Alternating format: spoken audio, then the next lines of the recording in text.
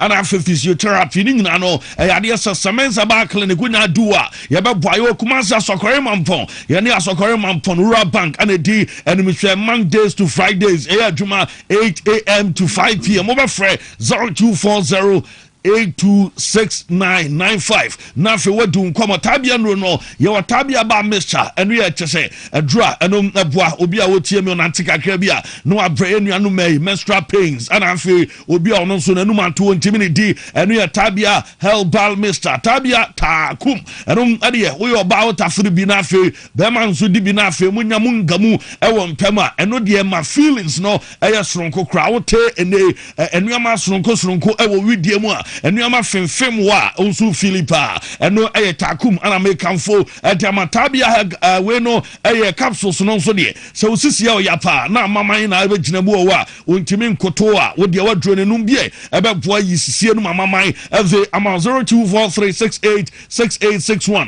na fe wadi enkomo characteristics adro no eye zero mix ne G capsules no eni adro we ano ohyepa so tieme enem anope na enamu nsempa se gono Cephalix and Canada and wanya bia wo de pedro bi unya zero mix channel de nom ne capsules na eno ano no eye 2-in-1 ebe boy ade e de free na afi man capsules no eye memedro bema de se OCP esita ewo mpem na afi obo adwuma no so kama na nuama koye eze ama hindi halba mister diabetes and asem bia ne typhoid de nyina be free o de ama 0246348334 na afi wadi unkomo na medima fo de Dr. Time da so obedi wasempa ediama yarea bia ekoso ewo ni pedua no ma wo de akini ache a enuama nkoye doctors ya jusika dia wo de brano famrent so eye stroke anasem yawo eye sisie ane yawo ya ana obema ana afon akaketo bi yade bia wodin a mintimi modi HIV ni nyina no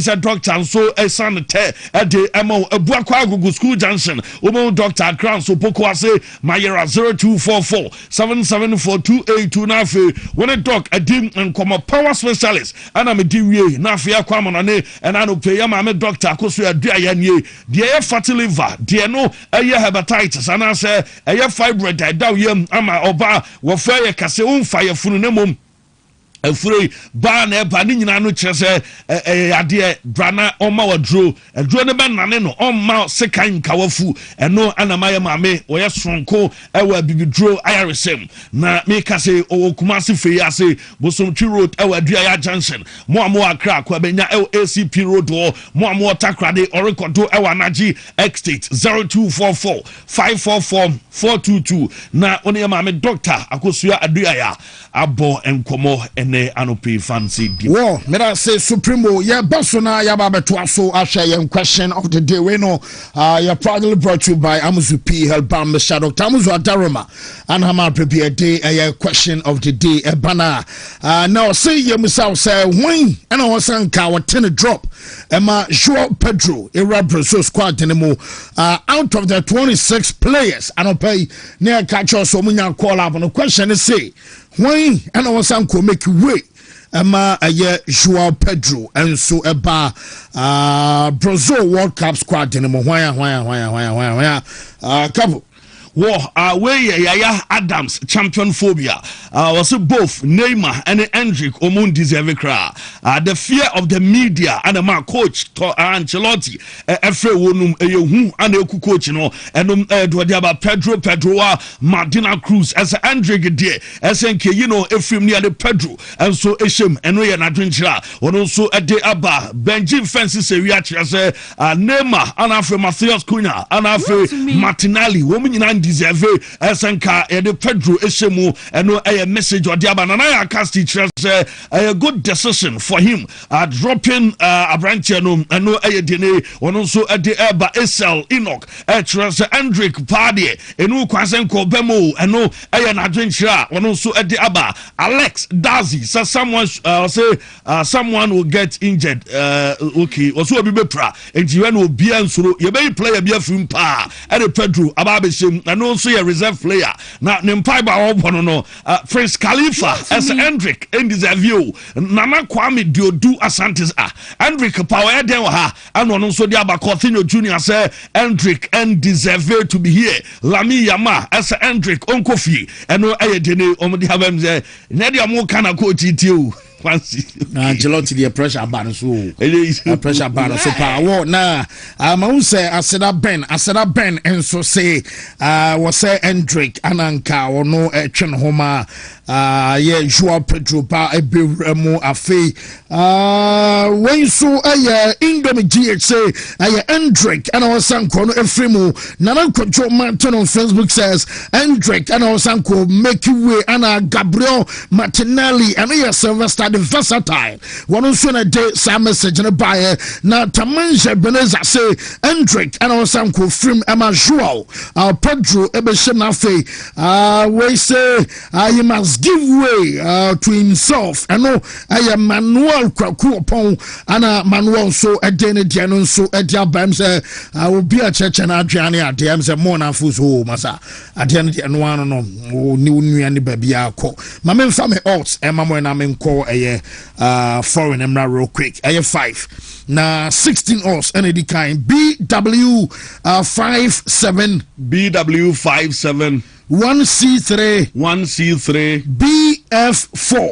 BF4 and we 16 odds and BW57 1C5 495 and they 10 odds good Koso BW57 1C4 A08 and they 9 odds good BW57 1C4 C62 7 odds last code 5 odds BW57 1C4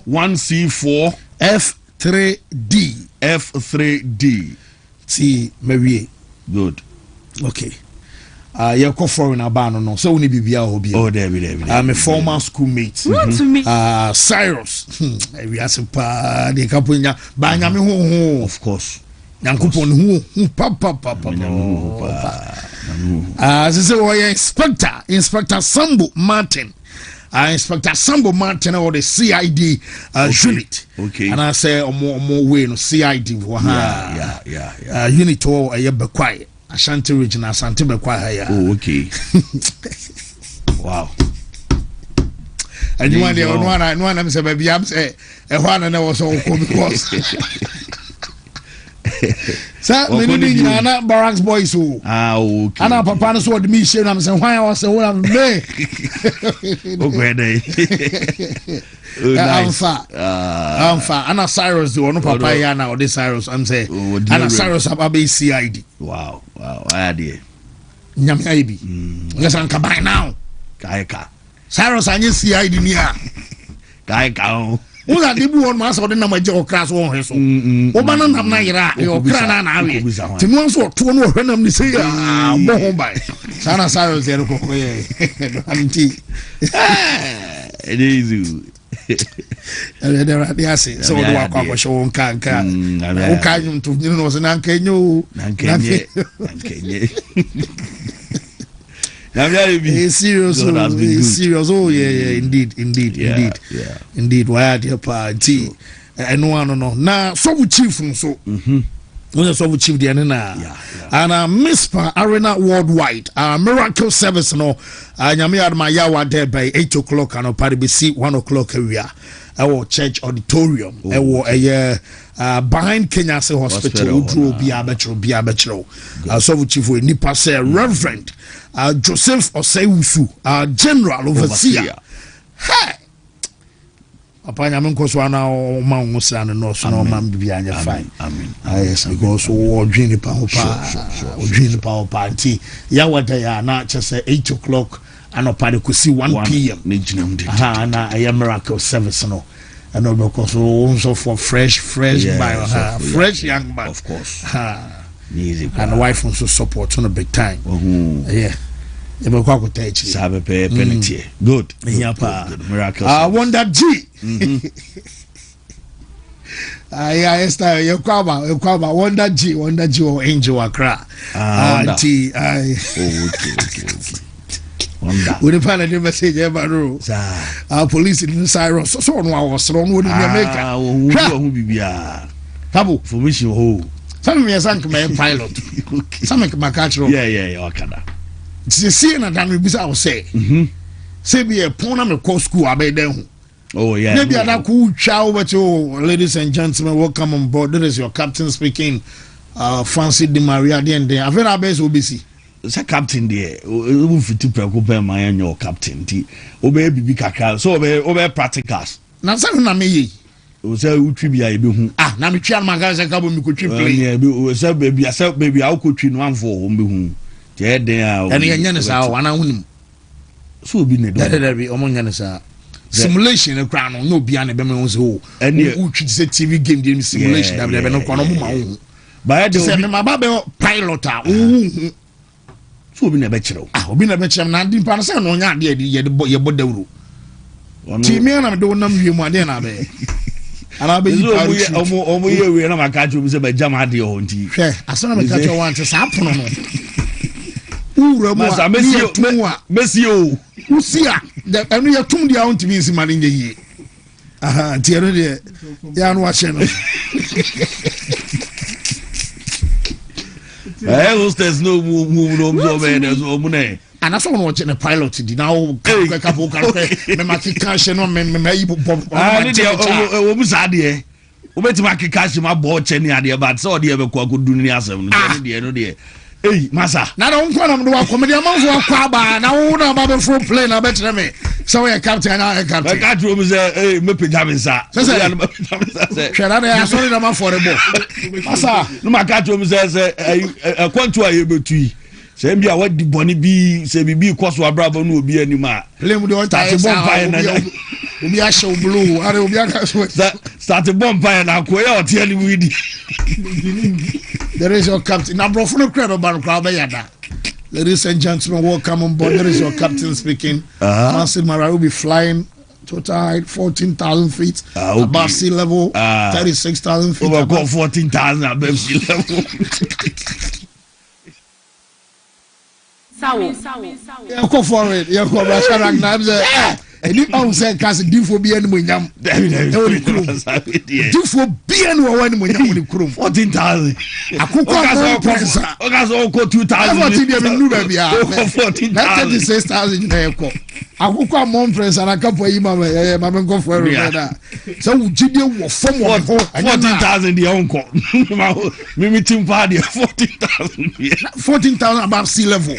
That's how higher. Enko unti mi ma nko nro mi pedamin sawo o ka 14,000 I mean so hwem din ah baba ba ji atwia na o da bi de metimi aka ne se o de obi a betima ye bia onye aha o waste me time am nko foreign why the o man no Mr. Pilot we are PO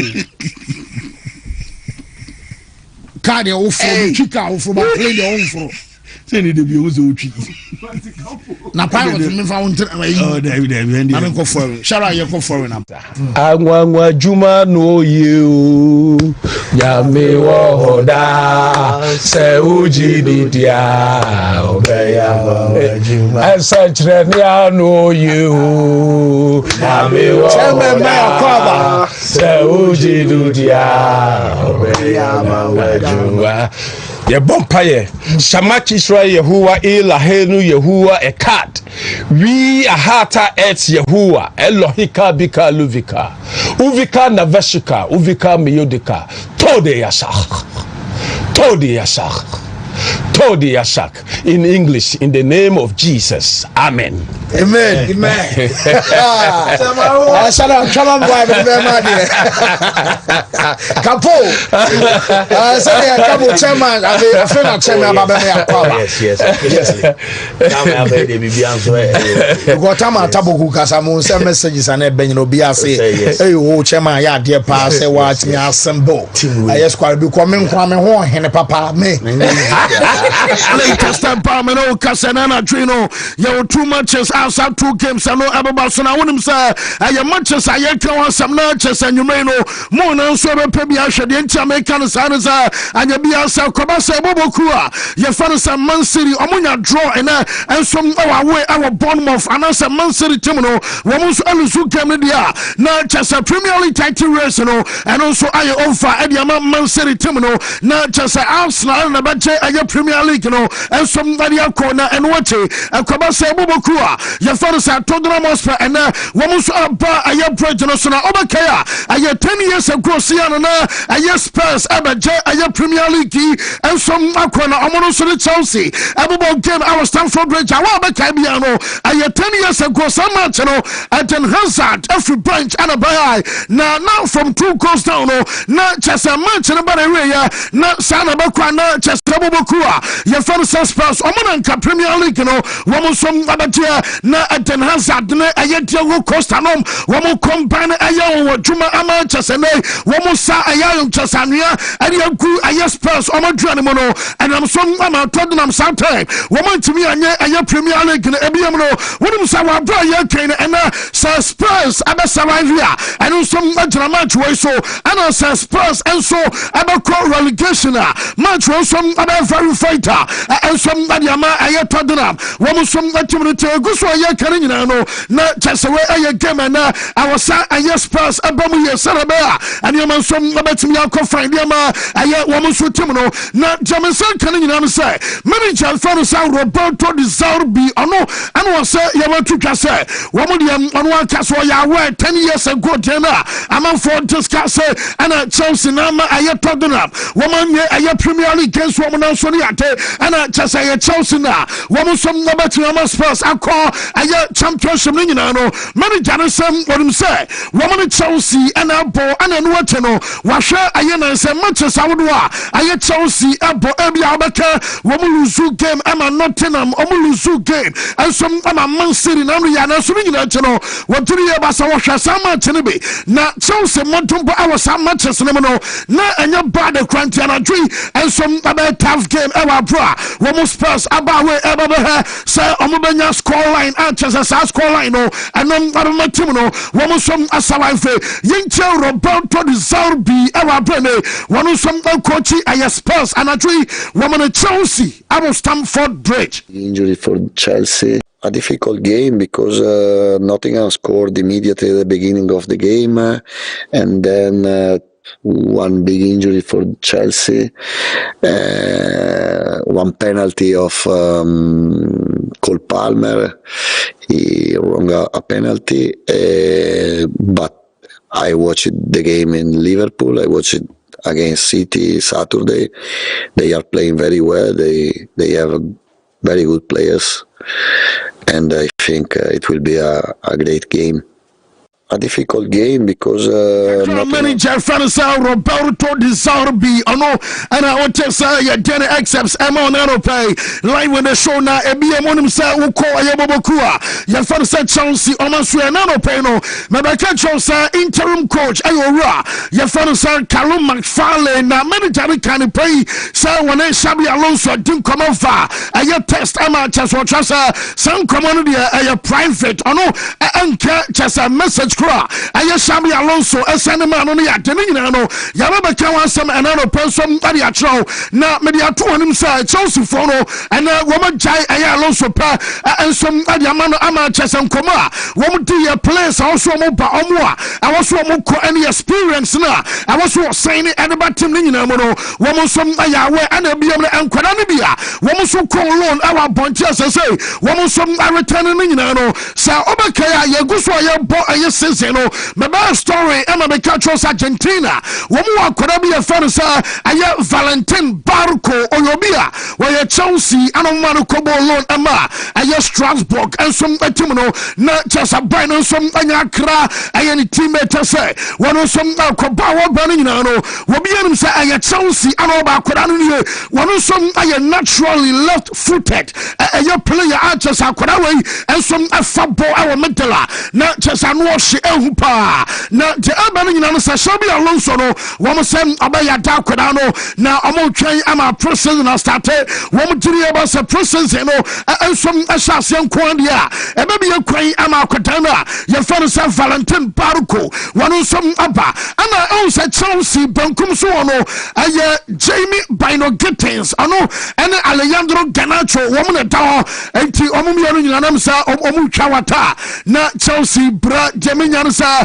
womo started sam omo dinkomo womo probi ono so ba ya to oba babo ana Alonso no so na twen say waka champion for no say player bia I was saying anybody bia no nipa no aye already made oba ya pa no wababo enya fina na me betra bench na me free bench abane ya tibia na on say Ayas our boy bia wono so abo our wings so akoda no we Belgium ni na Belgium ni akoda no ye fa no Mika Got na Mika Got ayo bia born de ono so anim popa na so crab Barca Man City num and Manchester United num and a host of clubs our Europe akoda ni we have football na chese benkum so de wono so ama ye hu pa na akoda na ye fa no say Mika Got ono ana Jamie nyane say Chelsea no wono so pa bana deba ko ama manfo our jiri se do no benya baso ane say wono kasa na former teammate ye fa no say aye Shoro Hato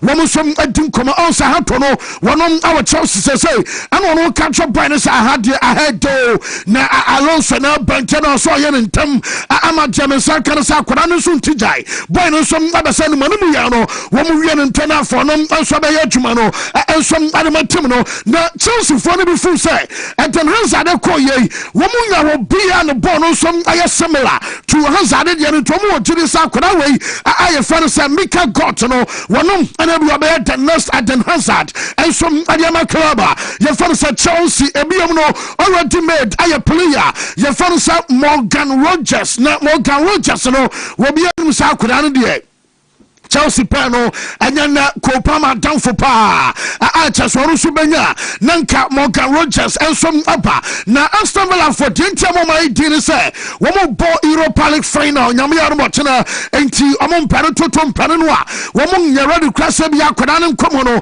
womo di because na akoda ne de yenim say womo value no around 80 million pounds ana clubs omo pa aye player fanasa Morgan Rogers no na wobusasa was saying ana aya willing as 80 million pounds no womo som abetwen tomo twen amotena Aston Villa ensom awie omo game no na omo sari adeno som abesiako awo Manchester United eno aye show as aguraguro me kopeja ayo na samba be share man voice hey fancy be careful no so na so ye man player yes from Trabzonspor omo ensom at bana omo kan nyina no say Andri Onana ebe ball ayene Turkish Cup final nyamiarma Friday anajo na yesu Onana say wono wo ball ayesa ma chiri pa was returning to Manchester United and your banner on the tone and normal tone na on to be fan pa enye the opening no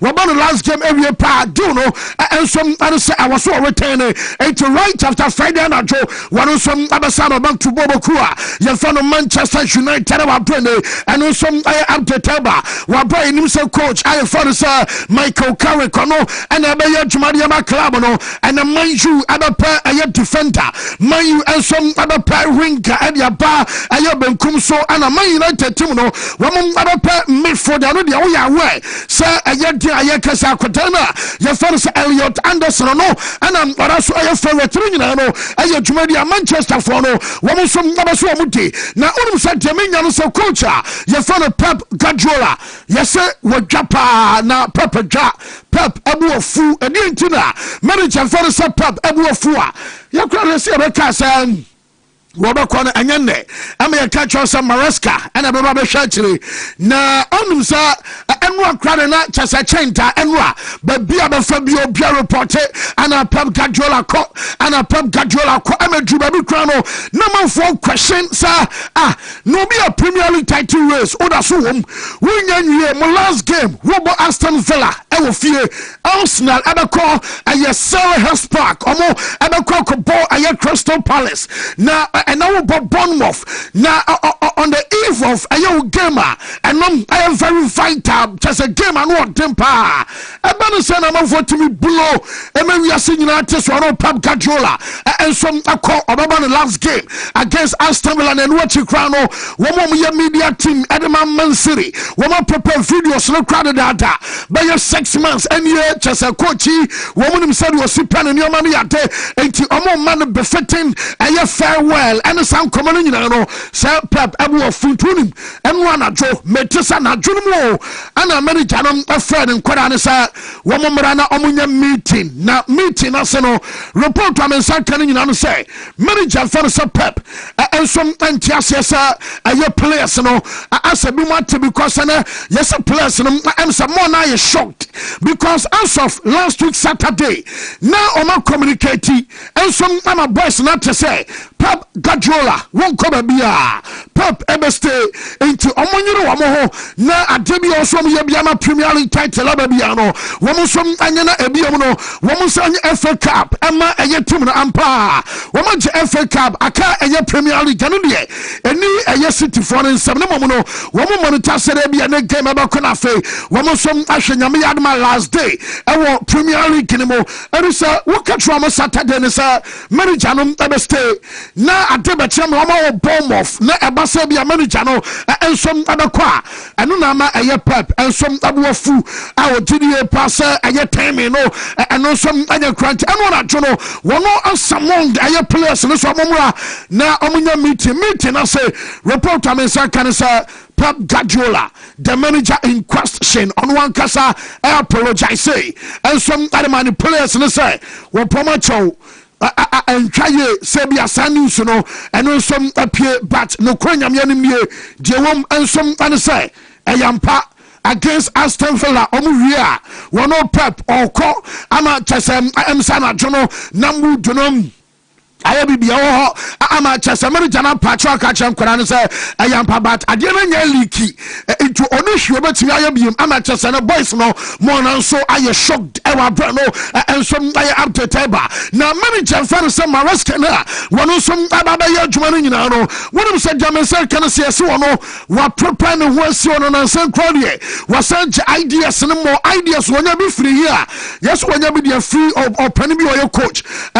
or your volleyball coach your follow Julio Velasco na Julio Velasco no wanom ana just wasante ideas our volleyball mu ensom tadiama ensom Maresca wom tiri pa sababu Maresca pa wabro ba be adwumai ensom tadiama City obianu babia manager for Pep apeja ba no ensom ade continue emsa wonu ensom awasudie Will Caballero eyobi ono ebedi aye coach wachi akoman City because onkonya no hokra entidi amensa kan na no pen woman be backroom staff adiama enzo Maresca ewo Man City no na chese goalkeeper no be atwam enso adema aye Chelsea team no Will Caballero ono som na be akire enso akobia eno aye defi omaso ye enso na eba Arsenal wo team na wo bia say akobase the Guinness enti Premier League no na on the 30th almost to aso enso akwaje Champions League adia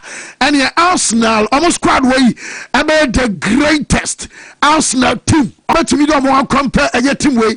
Now, Omubusa aya Patrick Vieira because that era no some account. And I must say Vieira, what era? And you be another consider say Arsenal team way. Woman, about me the greatest ever. Our team number Kosemuana, Yinches from a legend Patrick Vieira and some Arituja. 20 minutes. The greatest ever Arsenal team. You will have to, I think that is a good debate. I think if they manage to win the league and win the Champions League, I think you will have to have this kind of debate and compare the two generations. It will be interesting to see the best 11 of these two teams. Go on then. But Patrick, we've got 20 minutes or so. I don't want to say that if they manage to win both competitions, I think that will be something that it's unbelievable for the football club. And this group of players will be remembered as one of the greatest Arsenal team. To be the best, I'm not 100% convinced of that. No. Yes, I know I am some former midfielder friends, I am Patrick Vieira, and I'll just say, you're getting some amount of pay, and some our show us one night, yet Arsenal, one players, and then manager, and more, one support a team will be your friend, I'm at a Gunners piano, and I dream by the 12 man, Eddie Ama, and your Bournemouth, our brother, one some other Man City, Obakaya, Bournemouth, one more call Arsenal, Bournemouth, and I dream about me repeat the same against Man City, and as I say, and I also because many friends are taken one can pray. So for the first time, they are not drumming in our support. A Bournemouth, I just want to Man City, so Abana Mohamed Salah, and some uncommon. Jamin and some from reporters say, and I coach Ramon Palmer because one of Granny, I am number one choice goalkeeper. Your friend Alison Becker, one more problem. Now, relationship at the I am goalkeeper, no one of some any coach in time and your cry. And it's a Usaka Sabi Alison, Emerson State, nurses in a manager and a Bessaya Jumadia, Nami Amwa, Jamesa Canasa and Yano Crack. Coach and Alison Becker, one relationship and some I come apart. Be on my chest, be a bad blood between what Musu Emi and New Amamano Casane, I'm said be beyond that just be anyhow. Now, Jamie Carragher, what's this one? Wako kansala sama hey number 4 to abaguso was already cancel come some sala would you almost a season here you cry now about to bomb ampa and then you bomb with the now who you are the bar now no you now wash papa I'm just want to bomb okay and I never be a trauma sala ya dear be kikan sembi one pancho ana chesem eba say I am pasala wa pancho wa pani teammate also wako granting interviews be obakaya kasa club no e thrown under the bus and a den fa he ekosi he ni ajano de won was so much mo e patcho no Jamie Carragher was so ka wobi so wotan no one on time sala nye hwe but enuma ekoso no entwe ba ko kra yentie Jamie on Mosala. Patrick being one of them. When you come to the end, you get frustrated and you're on the bench. He mentioned Dalglish and Gerrard in that interview about trying to surpass them. Steven Gerrard, at the end of his time at Liverpool, was benched by Brendan Rodgers and left the club probably not the way he would have liked. He was subbing a game against Manchester United. He was frustrated. He came on and got sent off within 30 seconds. Not a great reaction, of course. Apologised straight away, straight after the game. I still don't remember Salah apologising for his outburst at Leeds. Kenny Dalglish, in 1985, maybe a bit too long ago for Liverpool fans on social media, Liverpool played an FA Cup semi-final replay against Manchester United, their biggest rivals at Main Road. They were getting beat 2-1. Kenny Dalglish, at that point, the greatest player in Liverpool's history, was taken off by Joe Fagan for Gary Gillespie, a centre-back. Only one sub in those days. That was the only season where Kenny Dalglish was a regular that Liverpool didn't win a trophy. He come in 1977, he stopped playing in 1986. Did he come out and lambast Joe Fagan? No, he didn't. Did Steven Gerrard lambast you free my now bofu now to I am Piamoni now wouldn't can Douglas nom Liverpool Steve Gerrard nom I'm some any Liverpool relations abako what boni you free no bian kwetena social media wo bian ko granting interview enko to chesa yampia and from about there be ye kan wasam so na chesa man for be touch ni ajafe wo bian Subana Nuamu, and run Fanasa Patrick Vieira, and so say, no crate Yamianim near Bono, Omunina, but in fact, or who's a Yesala Kwakomekisa Postono, one of Vieira, Esena, why disappointed, and so our Salamu, Sako Tonudie, was what did you pass a below belt, Sala, and some Anadi or below belt cry. Shadrach Mame Patrick Vieira, or Mosala, our Brene, one also criticize it, while Brabasa Sala, I'm a kiss out post to know. I was quite really disappointed by the quote from Salah because I don't think that will help him. It doesn't help the club and it doesn't help the manager. I think it is a lot of frustration from his part because he felt that he didn't contribute. I think there may be a frustration from his side. He been benched quite a lot this year, and I think a top player like himself doesn't understand why he's not on the field. Can you empathise with that? Listen, when you are a player at that level and you never be benched, it's really difficult to understand why you're not starting. Players like that, I think you get a time where the best decision for him is for him to leave the club. And I think the manager or Liverpool Football Club should make Salah leave last year. I think it was the year too long before him leaving, and there's a lot of frustration, and the quote, I don't think it's the right time. We can understand the frustration. Just a divided opinion of Bianso, Echenadre, more Saladiano, Nanano Pese, Ebia Winya time, Amonitarian, Jumedia Fanasa, Wontumi Sports Brightano Pemecachos, Woko Aya Brozola, Emsa, Real Fanas Ancelotti. Sir, one name at DMs and Kebia Baresta and Kona Social Auditorium. Because any hawkers, and you know to be catchers, sir, one friend named Yento Cigarette. Emma won yabbing tree ever crom her beer wo. What do you say? I shall not name a crown sabi. Nemba Kuni ho, name a sabi, Nemiba Kuni one crown or where you better when you born a bo, a champ play a beer. And that was why a brozoni and I finish your so when you're broken heart. It is a woman to so I brought in a girlfriend. Andrea, woman's went to Alabama and your brozoba samban and sapayon to Jumani. Now when you have coffee name a man of pedia or some tibia. Yet to my time I manage Janet Paul and your name a D. Emma Monte. So any ate auditorium mo chesabamu any ate babia na megebe nyina mo ano pani to men san koba kabiem na mom Shadrach mamen kwadan kitibi na wo mute eye game center kapo be kaina tetena na Nintendo ni Sega nom ba ya Sega Nintendo nom ne PS1 PS2 PS3 ne 4 ne 5 chesa Xbox nom am bounce game center say o na kwadan kitibi omo bo game our fan am about could almost stop it game no somebody tie a Brazil national team call up na obubodi ni kwa womu te na madina nkwadane nyina sorry yeah chaza obi ani agyen kwadan keten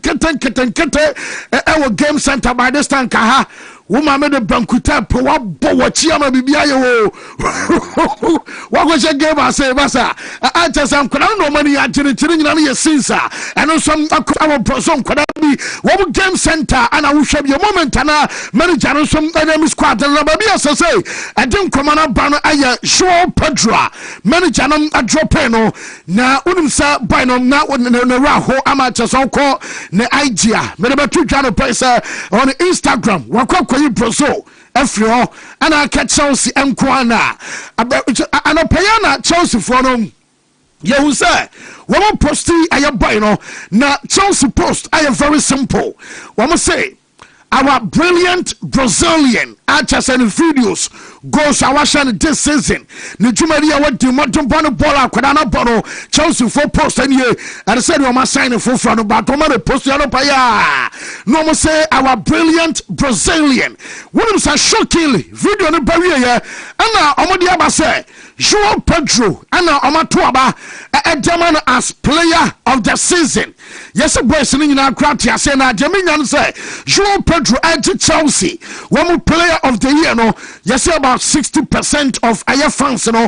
One 40 year and some Adamano and some Fernandez and some Atosumi you know and Moises Caicedo and some Atosumi yensa and Tinupano player of the season no when you call up Anchor World Cup nibi and no anasa man for Sogum Joao Pedro and Casameki and your post or say what that Chelsea team now say what that supporters as other teammate you know and some I say na ebium no what say what you do about me be unfortunately one no antimia represented Namai and some our World Cup no more Namani that you know because we remain calm no one remain focused our brain the best work can is a bone the sanity do baby and it's your ba do baby so our one frustrations you know and no some aba and na Ancelotti say one what did he say name a important player and some other man I just say Brazil team no where you Joao Pedro abusia for the former club Watford AJC Chelsea AJC Brighton AJC and abusia for no will be a true be no be a Shebisha Brazil there one more chance everybody Ancelotti we all can thank you I happen to say Jenny coach I on can now say name a Jenny Ancelotti say on your full sub boy important and some other man na and what he also must see the entire year and ya analyze it name yes be a pressure tea and a mom friend name we want to see a born a name bonny because when what he can as a player when you're 100% fit a World Cup no won't could be and among physically name a condition I better and it's not the World Cup no now when you're football baby was a football no hey fans no be sending a text message players ni bi at your football bar former players ni bi at your football bar one more around the riase ba bia obi at your football bar what amu nyina ma say now so Ancelotti say one slow so betimi aka ni pace a World Cup ye be boy Brazil betimi ante World Cup no e aba Brazil betimi aso World Cup no aba enom ayasema coach no ensom ari atudwa na Germany so dia no me bekai say Julian Nagelsmann ebe say what Manuel Neuer awo no so retire wo bia enforce no one else international football wo mo biem I'm here to say goalkeeper anka your friend is Oliver Baumann one ananko oya number one choice only for and come across what me kind of story about some weeks and a month ago and Ababe confirmed essay I felt no ya say I on one work radio your national team coach and Nana Kasanti World Cup on or Baba Debbie so yes almost have communicating and the Oliver Baumann and where ya and why the Monday and where ya coach a catch Obama Sabama no ya na be number 1 no match be no ya na be start you just say be our proud and to go keep about kunu disappointed pa but oni sheka obakwana fe waro some I WT and yama I German some amino and Robert Andrich akodano ono so say so oman fe no squad them enya my but dia banana yet to dia ma akodawe pa and Alonso Mosa Juma Andrich aboye German say World Cup no wo sem amon fane onko bi no and some I update about Real Madrid when about to our boss make catch us woman set deadline no Enrique Recalme essay you want to just say oh na adebi also here and document bi ana I was saying said to me can say be one no ebetimi aye candidate adiama Real Madrid one presidential elections no ono Enrique Recalme and so aye na this week what the announcement and some ababa say yes was catch aye Florentino Perez say Sir Perez as onsuro na ayampa so ye bema dia and your omama presidential debate Emraso on pan baako wo pan twice into Kenya presidential debate 1 maybe a few days time on my side presidential debate 2 na ma owura obeso bonadeja no mo bion sasa bono mona maye an ana Florentino nimbom onimbom baako say nom aye dwumadi a recall me enso ebeso ye na Jose Mourinho itinerary enie na Tuesday nyame ya mo tena Wednesday de chebiem yawada no unu abekoso awo aye Lisbon akosi Thursday yawada aba fly akwa London wokodru London I say fie eba Stamford Bridge pa ofi Joseph fie kraba aye Chelsea omo stadium ha obetimi anante eben pana wabekwa kwasra ne baboy ne da so to ahanti wabekwa kwasra ne banom ene abusuafo ansana later ebia sa week way atwamwa the following weekend and aba say Joseph fly na waba Madrid ne probably sign aye contract no enso ani ate na no pe latest amenya no say manager Joseph onya my back or tunkra anu me anam parifane kaso fiti krotia na no wadi aviavie bo Joseph fiti krotia na Jose atwa man say Florentino Perez ye tie mense ayen kwada no nyina say me amebai edin emobo wona wo ye Mbappe emobo wona so ye Tibu Courtois emobo Vinicius Junior udin emobo ana Jude emobo diamabo aye bonus ya kwa ye nyina na ye ko obi ye nyina fa kwa nyina etu America te se ye sebi ya dwenya no ye nyina ye fight ye enye sebi abako ye kwadofo se kwa ye adwuma breme na me nkoshe go ana wunya ba wo dabi ye si Joseph se ono ne ono wanya belu amon shabi halo so no wasaba be de ho wo so obesi wo so ma bibia ye no edin emobo won nchen kranti wunya ready se de aye Enrique aye PSG boys nanum tom omotaika wuntu America Enrique ebe bencho Jose at the same message and akwakoma aye Florentino sa woman to ayan kwadana ya den update ni nyina no ensom adema onim say Marcus Rashford se si am no kasai meti say yes Jose say Sabasa for na ntimi amfa wonom ebe fa Rashford enso aba Madrid in fact aye earlier reporter I shall say free Spain eba because Jose any akwadana ya jumada and wonom ade so Rashford ensom ebetimi aye enti Jose no ya ashase anketenkete sa Jose no ansunya Rashford wababeso no be ya djuma so e team no mu no enso ay update ba wonsam no ya de emiyete for Antonio Rudiger enso komo no ma shase sa obe stand until 2027 no crowd here na America be Canada me no kase no ayare sa Rudiger so abe sign off wono este any Jose so ay djuma na Lewandowski no but oni hwe ya Barca ne de na tena kuma super bat yeminya nsa bono onyanya ibo obekọ akotoa so abo baso retire yes Lewandowski enkotena ne krom won kotena Germany na mom obeso wotena aya Barcelona ekrono one ne wife Anna ene nkwada no nyina no womoni age aya Barcelona as a city enu ntino onu abekọ akotena Ronald Araujo say woba Barca no why extending a contract twice asanka last one tell them what you want to Araujo no fan kotowei womuntu Araujo no or say a extension last one mumpo Araujo say obesan ensom ade aka ho na Ronaldo Araujo American ansem no wonu so mo say Inter Milan ensom ayada pa enti sania Inter so penam pa mo so mo pe Bastoni dia ene yesem komo ebetimi akoso na yawe sadia no so obesi akopani wokoba bia wonche Antonio Conte yakai yebekai asa agro na Conte terminating the contract one Napoli and Trasubium one ade Kevin De Bruyne one ade wa hwan nyina ba na Antonio Conte si adwuma no wanya bia onim so Juventus wo so anya Conte baka wo mo pe na Juve empan fo no bi basa wo mo sane Antonio Conte eba me no kasai oru fo so Damian Comoli relationship da wonom anu Luciano Spalletti entam and also I say because when Timmy and for Juve unqualified Champions League and Intino one solution one pamono chess and more pamona more now say one far a year player and I say coach na your fan Sam a Conte and some Amra Lautaro Martinez and you Martinez from Busan say why and the best striker and I can say our assassin so Lautaro Martinez say best striker Hurricane. Then put onOkrano will place Hurricane our top and Sana what the Ellen Haaland Abba Adea was said the Hurricane see control the ball. So the Hurricane see Ellen K play. So the Hurricane see ready a game no.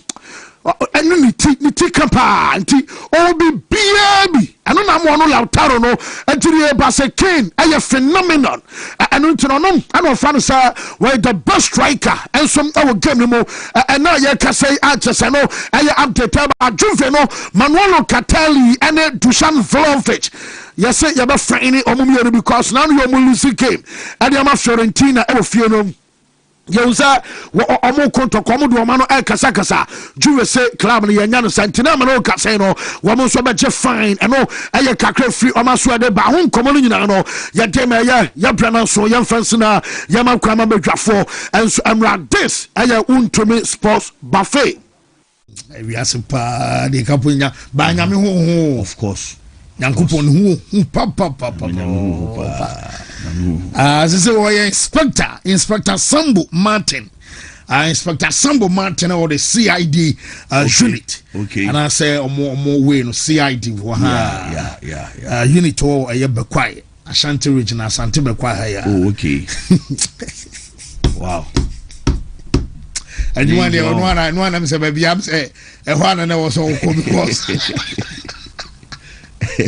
sir many na Barracks boys who okay ana papa no so the me share am say why I was say what am me okay dey I'm far ana Cyrus do no so and then important and then mountain so ana fe make us socials ni nyina no so ye adwuma na full house ti ye behwe na fe ya ne kakra na obia so ede ne de so ede aba real quick mezana bibi I find here oh ya bibia ye boko everything is calm and beautiful new so here ya boko okay Steve bibi I find here yeah bibi aboko mama manu Ose won krabi manu some ya no podi men kra bai ara wo ya ya na okay matu was VMO the be no say kra me blogger ne nam wo say VMO me blogger ne nam say de bia wo ya announcement say blogger so afa me personal assistant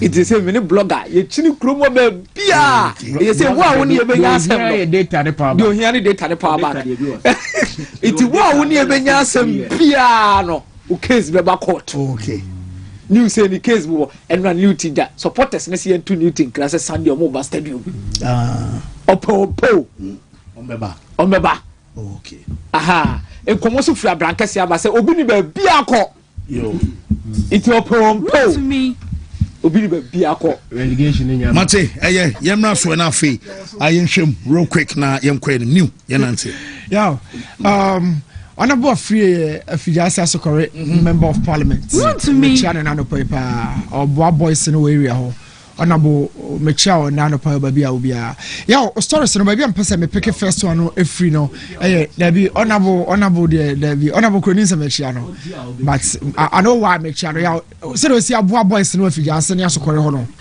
Yankopon kwa ni but no de no nya no ntira ba enchia no na machia no paper honorable obia me sa so chia obia one will say bibia koso e game no mu a eno na dworo me ho pa na be see me tirim na me ba no pa ya me ka ho asem Pep Guardiola exchange na dwene so beto a adwuma no so he was in at a particular point bia na onya and decide say meko ana menko he felt like obetimi aye bi maka ho or we onko na niam bebre e happen but at some point no na wajja adwuma no ho say oko but at the announcement globally appear right after Arsenal and Burnley game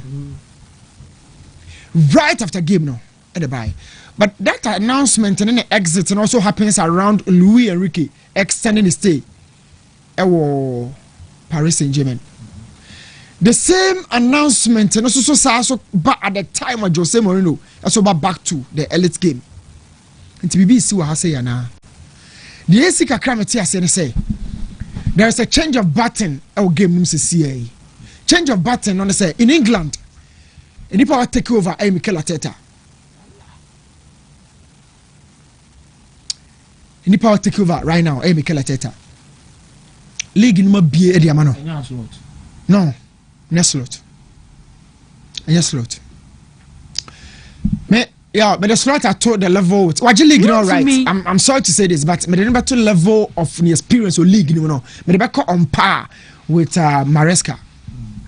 We need league you know, so experience and same Maresca be brisa, but fortunately for him, in Sabaka league title no be. Inti no, Emma Babi journey different, but back to Babi Aname wono.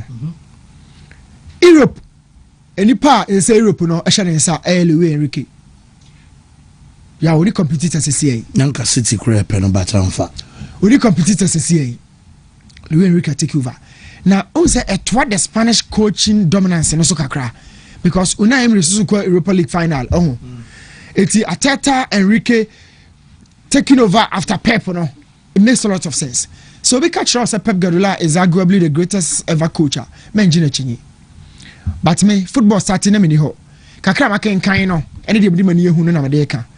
I say if he say me di bo achi de. But who say Alex Ferguson me ni be shembi. Pep is the greatest coach amade mani ehunu. Na we no de mani dangerous and say Pep madwene say yaw. Or we confident age so ma me na. Pep wapiki. Can we say wapiki ana? Can we be very confident and say Pep Guardiola wapiki or a friend over hitting the prime? Because Safina Pep over hitting the prime de ayaw. Any or Sako Jena home 1 year saba yawu. Or maybe you back national team football could dominate or Susukakra. Because I understand Sanka Jose Koho. And I'm the plan no say bibia na or pesa or far Roberto Martinez adwuma Portugal.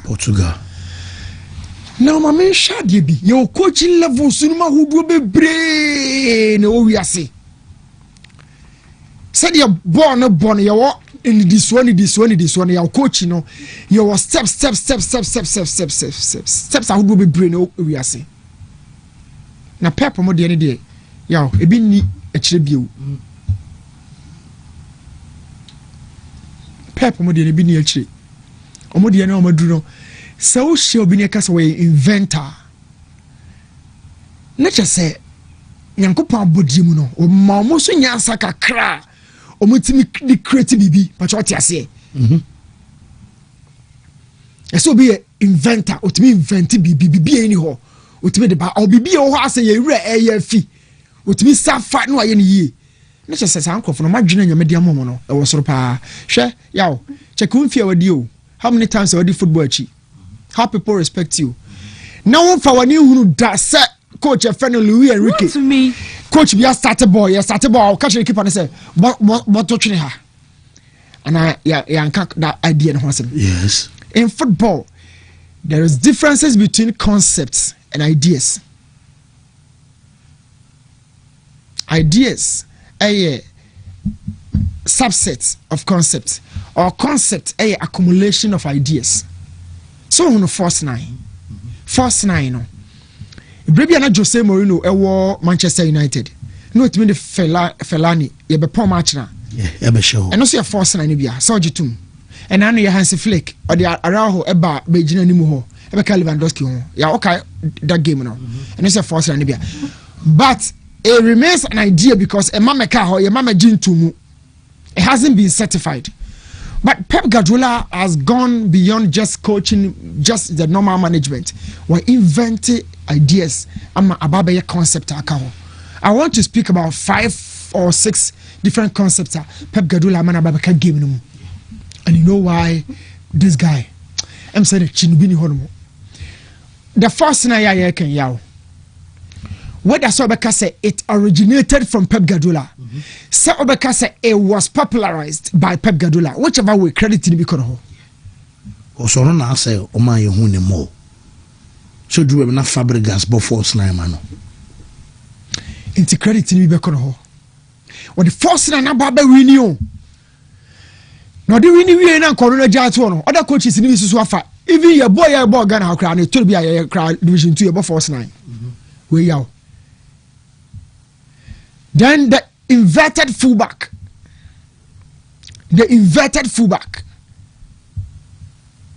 Say born number 2. When so create a very solid partnership for Dani Alves and Messi. Because not Dani Alves fall line so. Alba and Messi too. Alba and Messi. But people use to line a part to say right. Hey Alves. Now you only adna kwa you know. But they drew Germany no. Now on my Philip Lam and create that partnership no with Iron Robin. But so more kwa no catch Lam say Lam. Brain Finfi be invert Brain Finfi be Yejuma as a number 2 midfielder. Beka double pivot one no. Because one of the pivots by joining attacking them, but all the men joining attacking be all fuck have we super be Finfia inverted fullback. Only saw the Zinchenko so boss aro no. Okay, so the Carlo so boss aro no. It's the same one or day a bono. Nicole Riley. This is purely something from Pep Guardiola. And yes, so Sabi were free game no corner make no wasem. But me catch you say game no coaching na you can wasem no. You on a level. And make can the baby see baby Louis Enrique we do see no so yaw. And then me one Man City call for this manager. Okay, the magical box. The magical box, you know, this guy at the buy.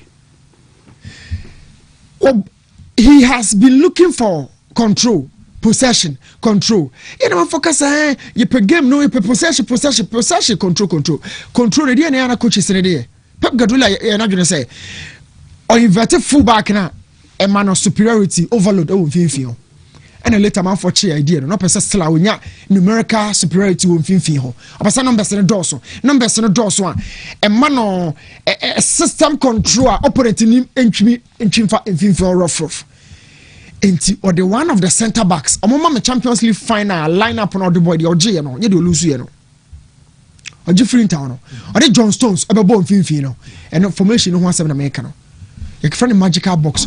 Or 2 double pivots, back centre back, no can DM no. And over 2 double number 8, Kevin De Bruyne Gundogan. Into the system, they say. Pep Guardiola introduce you. And he has really won with this. And on the Champions League final, no. Or Bob Rodri, not the Johnson Sabekano, Pachokai. On your final lineup, or the Becano. It is on your Rodri and Johnson's L base. No one Kevin De Bruyne, no one Gundogan. Once a foreign year. Gundogan and Kevin De Bruyne will be an away close. No protect you more. And the money control. That system no designed them by Ellen Haaland at the time of Kofana by. Okay, the concept of ball playing goalkeepers. Okay. Yeah, I find or the other. And you knew. In possession, now Stones a movie can Rodri on. Mama pushing more men forward. Into Kevin De Bruyne, so when one of them. So this game, Bernardo Silva and Nebo Force 9. That is it. And there can be one game. Ubenya multiple concepts our pep lineup like the DMB make like the Force 9 I will catch me. Now we no mama san kan sem we kakra lineup we no. Ya na enshada nya Force 9. Ya na we ni o kind of strikerless. Force 9 no a concept I just all 9 field so to play the role of a fake movement. 9 no who so 9 no no so move fake. Now what did you know be a fa but when you are strikerless meaning say obi to be fa everybody can engage the box as and when. But Force 9 original Force 9 no yeah kwa center back no a center forward in Medina Ibrahimovic only 2 center backs in Medina. But boy ba no asore ho na Messi ba ho no but what you say but with the that team so dey obi to me for attack no we our mobility and that concept ball playing goalkeepers na make ho asem no one say no dey win ya na man for ka na Pep na dey goalkeepers ni ball ba so what be bree at some point Ojo Hart na kofa Claudio Bravo free Spain not number because of the 9 and nay or told onim the 9 no bono in either say Oja na kwa so onko na kofa Gigi number. Pep Guardiola has really invented a lot in this game. Now, how are Mekano the replacement in our judgment the Atono console in Maresca, El Man City? Sharak, Mr. Ramon check it lineup no my mem say anyway because some game the lineup no Manuela Kanji, Ruben Diaz, Nathan Ake. John Stones, Rodri, Medel, Bernardo Silva, Kevin De Bruyne, Gundogan, Jack Grealish, and Sana Ellen Haaland Chimonchake lineup ni Obo Champions League final. George Tamaland or no crowd be a very non-wording pass, solid one. So yeah, Pep has really done a lot in this game. Now, on some catch us a game, we invented BB, and that's just what reached the last stage, like that traditional 4-4-2. Silas Ferguson, a man, yeah, popularizes our formation. America 4-2, chapter number 7. Oh, you could do line so corner flag and Kwandi Abon Beba. You could draw Kwandi a Benny in on side cross and American David Beckham cross. But I say no coaches, modern coaches in the bar, and I'm saying no. Michael Lewis say, men far more than do corner flag or do a left. Fast the best in the fast echo. Wonder how the game continues to change. Pep Guardiola has worked. He has worked. They say the next place of a corner. And a train. But before even we wait for that, Man City coach with my Jumano Sadie, Pep, you know. We also, but for Luis Enrique, or trust of a match Pep Pau, because honestly inventing him on. Oh yeah, be pa. It's said I know train cross me making. It's a new idea. But how I not so bet me the Pierre Jacques could do the length at which Pep this city could do no. And come off for. My moving on my call Mikel Arteta so. Mikel Arteta didn't come on after Burnley game. Or was it before? J. Michael or Kasa, you know. Or Kasa Chrom no say. So feeling way no was stadium has say no. A ben yasa ochina obekobeba na wonya sa feel away omomanenka na every opponent obeba stadium ha bia na we feel sa vibe we na sa belief we no ma emfiri omumu biem belief. So Oje Mike no kasa sa na say wow, look at this guy. Oje Mike kasa fans we sound like, oh, at some point, you know, Kasa Kranum Person Kasa. Yeah. No more body diano, Jar Mike can come from. I don't feel the vibe, no feel energy, no, or yeah, or the Casano, a bum mummy or mano. I know to a Casano. So I'm say yes, he now has the authority. He now has the authority. Yo, authority and Famako. Authority and trust and Famaqua. Run to me. But you watch Mikel Arteta and final say, a dear young coach be by ya fan base be I don't more rebe shenmuana Mikel Arteta. But still Mikel Arteta only the standard starting 11 or that is the most brilliant part of this whole success. When the standard 11 oh I say being mean Kasebia or commande position. Overheard be apart from the centre backs. I think about 5-6 starters. Sure of their positions. Okay. David Raya, 2 central defenders, like you said. Declan Rice, Bukayo Saka. Why be you not team? No. What a manager, including even the captain. The captain is not even aware so much about Anami bench. Yet he is winning. Look, we know a few, and that has earned him the authority. Yeah, with the fact that you take us away, kakra. Kasana wuti no, men take kasana nkwa. Read him like a psychologist. Read Mikel Arteta, and how kasa and read the environment as well. All right, yeah. Arteta and the confidence and the backing from these fans. What I'm praying for, and so benya moment in this so where. Obe lifted trophy no they actually ask the fans no but utie ne kasa ne ya oka the transformation speaking to after Arsene Wenger where the club was and where they've got into at this stage oka contribution from the fans and I see he cannot forget this and ball players in the credit in the mom said Juma mu hu nyina no a players we but enwie. Now when you in the last home game you know or they will share message we yo don't forget say I just double 170 account so Champions League now Bako Club World Cup and there will still be other trophies and the other man Obesa Super Cup crown so abo Obesa so Super Cup wow new me that say Meza Bray. Yes yeah interesting with Pep Guardiola story now about Bontino but I think we all Okrawadi can become one sem that say Ebo Boba say Guardiola at the end of the season no on to us from Manchester City I think there is no need to even lament about the level of achievement why to see a it is clear. Unyuma and a betre adia wababeye clear. The number of league titles, the treble he has won for Manchester City. And I think in the history of the Premier League, honestly, Alex Ferguson at your Muhujina baby. And at the can go almost all year day. Because the treble, the number of Premier League titles, it is there. It is evident. So Matthew Muhujina top. Now the Akano. But I think this ushers the Premier League to a different level next season in terms of how competitive it's going to be. Who is going to be the new king? How many years did it take after Sir Alex Ferguson for a new coach to emerge? Yeah, Ferguson free England 2013. I was one coaching Manchester United. It took 4 years. Guardiola comes, he stays, he achieves the results that he's supposed to achieve. No, say I feed the Jumano, a Jawodiako. Nana many new thing can't be what you say. Whatever City have achieved and whatever line of succession plan they've made, they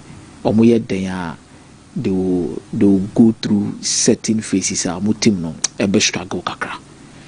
In the dressing room, you will ask questions. What kept on motivating these boys? How will these guys look at Enzo Maresca in difficult moment? In difficult moment, because say any ba ubieti. Yeah, what did they mention us?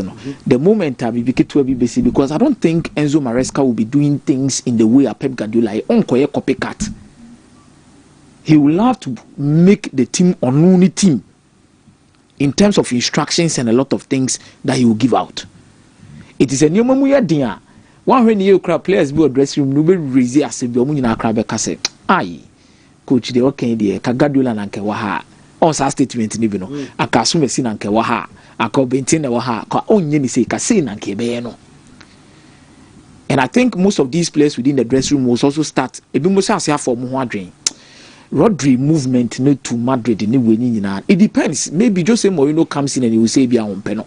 But a lot of things in terms of players maybe movement on be free Manchester City at a point in time. But let's see how some of them are committed to it. By the end of the season, we'll pay a proper tribute to a legend that have come to the Premier League, stamped his authority on the league. He has seen it all. He has won it. Bravo. Bravo. And Mikel Arteta, and no game no push you more further. 2 games from achieving the double. Menyaman kama dane me ho ntati ana once na wa Arsenal dressing room me pese me hunu what is going on in the dressing room. Ene nkomo a Mikel Arteta ne omo ye dey AD and the reaction of these 2 games. Yow 1-0 man double. 2 games na kanu e bia wo wini 1-0 wenya ba ko se 3-0 wenya ko se 2-0 when you question 4-0, 1-0, Emma 2 trophies. Crucial moment for Mikel Arteta to become a legend in the history books of Arsenal. In the history of the Premier League, few coaches naje double. To even talk about the treble. Mikel Arteta be thrown in our books in maybe 2 games. 2 games. And then you could see the excitement on his face and the enjoyment. Yeah, the quality of football they've played in the last few games. You might raise a lot of questions, but they are getting towards their goal. I'm more bang at them. I don't know more bang. Me too much is I coming to me now. The same feeling na na ede obo. Coming to me now. We not sleepless night. Coming to me now. Because on say yeah you go school you can say you go school match na bia on say tie or rivalry school so ho money o ma bobo a munim said o ma ho odente the day before the game o da wo na wo dwendwen ti ball na me de fa ha me ne say me mo cross ne fa ha me defend ne say 2 games. Sunday at Crystal Palace, the following weekend at Budapest. The miracle of Budapest or the miracle of London. Yeah, Emre But Arsenal fans should be proud. No matter what will happen in the next 2 games, they should be proud. Proud of where Mikel Arteta and the team way about to. Extremely proud. Competing on 2 fronts. Last season, Arsenal were competing realistically on 1 front. Near the Premier League. This time around, realistically, Arsenal competed on 2 fronts. Subsequently, Arsenal will compete on 3 fronts. On the common, no 4 fronts. They will understand how they've built it. Your line any Arsenal cross here and one no more sim. And in the absence of Guardiola, said the Newton, the psychological aspect of the game, it's unique. Brabo, Obia show so sa, and any pan in your 2 years, be a flu abeti. And I agree with what Mike is because Bournemouth was in a few almost bear 12 games in your Omun lose of ye. Omun lose of ye. And Bournemouth has always proven to be a tough team. It could even happen today, and they are able to make Vienna's Nigeria League in there.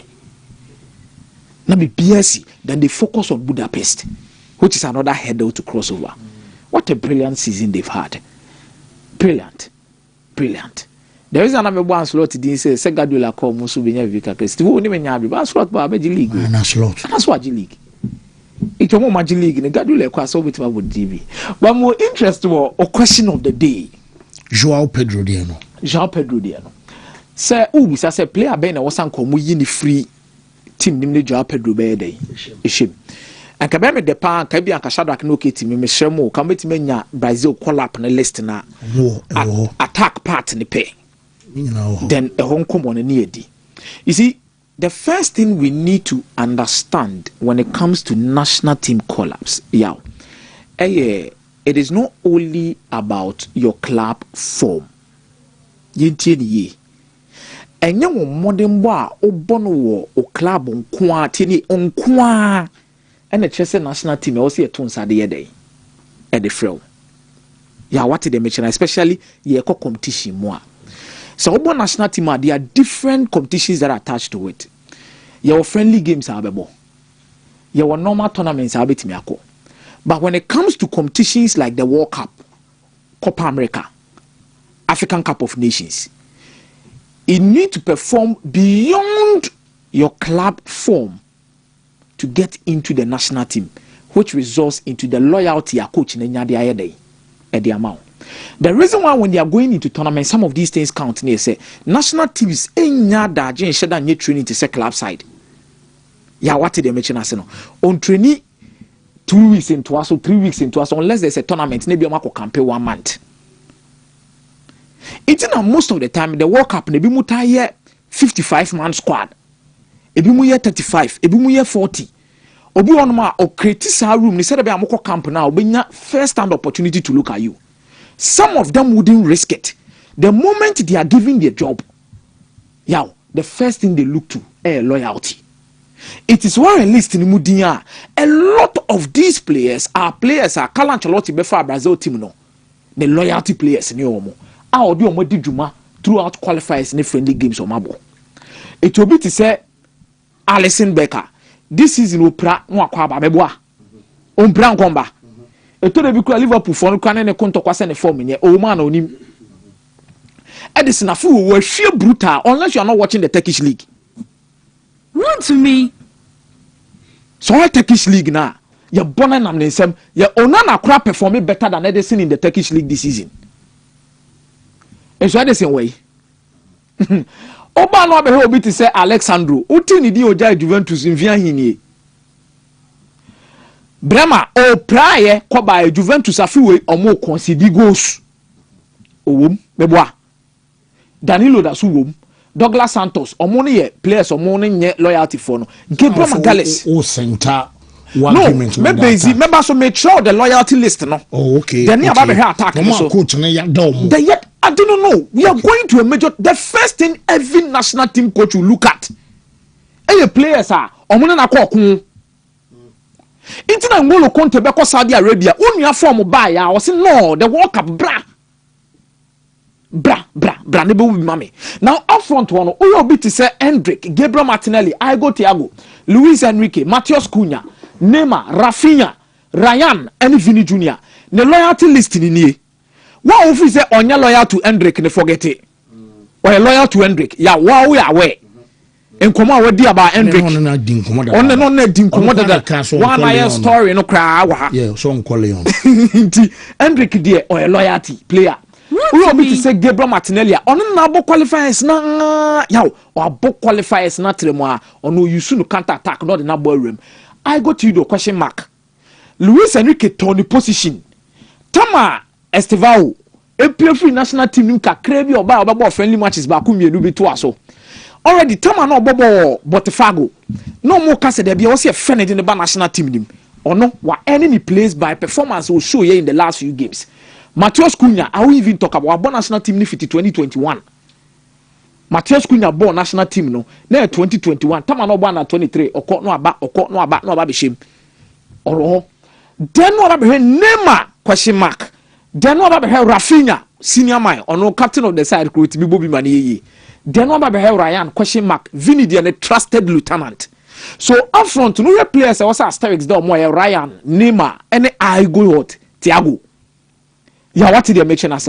Then when it comes to this stage where a coach is choosing some of these players to enter into the squad, the first thing over here, yeah, ya oba ko hwe club form. Or her club form na no her position na obo. No her the competition na position ho no. No choose from that angle. Now when you pick somebody like Igo Thiago, yeah, so the Missy center forward now. One, idea was a man for who say he's a different profile to the center forwards of more Brazil national team name. A man with different profile, bulky, penalty box number 9. Ojina Fako, Obona 10, old fashioned, not in the Boa Gibiato. Watch how many goals in the Premier League.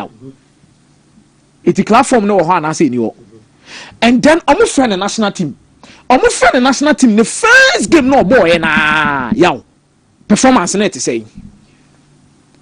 Na dream day. Ebesi sakakra. Then somebody like Ryan. Then what about show be to say Neymar there me I think say course be Kokala Ancelotti so yaw. Ya we call up you on mama a free me who is a free coaching sem. Especially when you are going to the World Cup. A free sem you quite a free sem. Because Neymar there then Ryan FT to the right wing. Yaw so oyen conform me sana. Oyen ni papa waji João Pedro position pa wa list we mu a Neymar. Neymar also born or Bodman Santos no bad crowd. Yeah, and your body there name. And I mean who game changer be our Brazil squad. Because Ryan no apart from Neymar. Because Ryan no replace Estevao.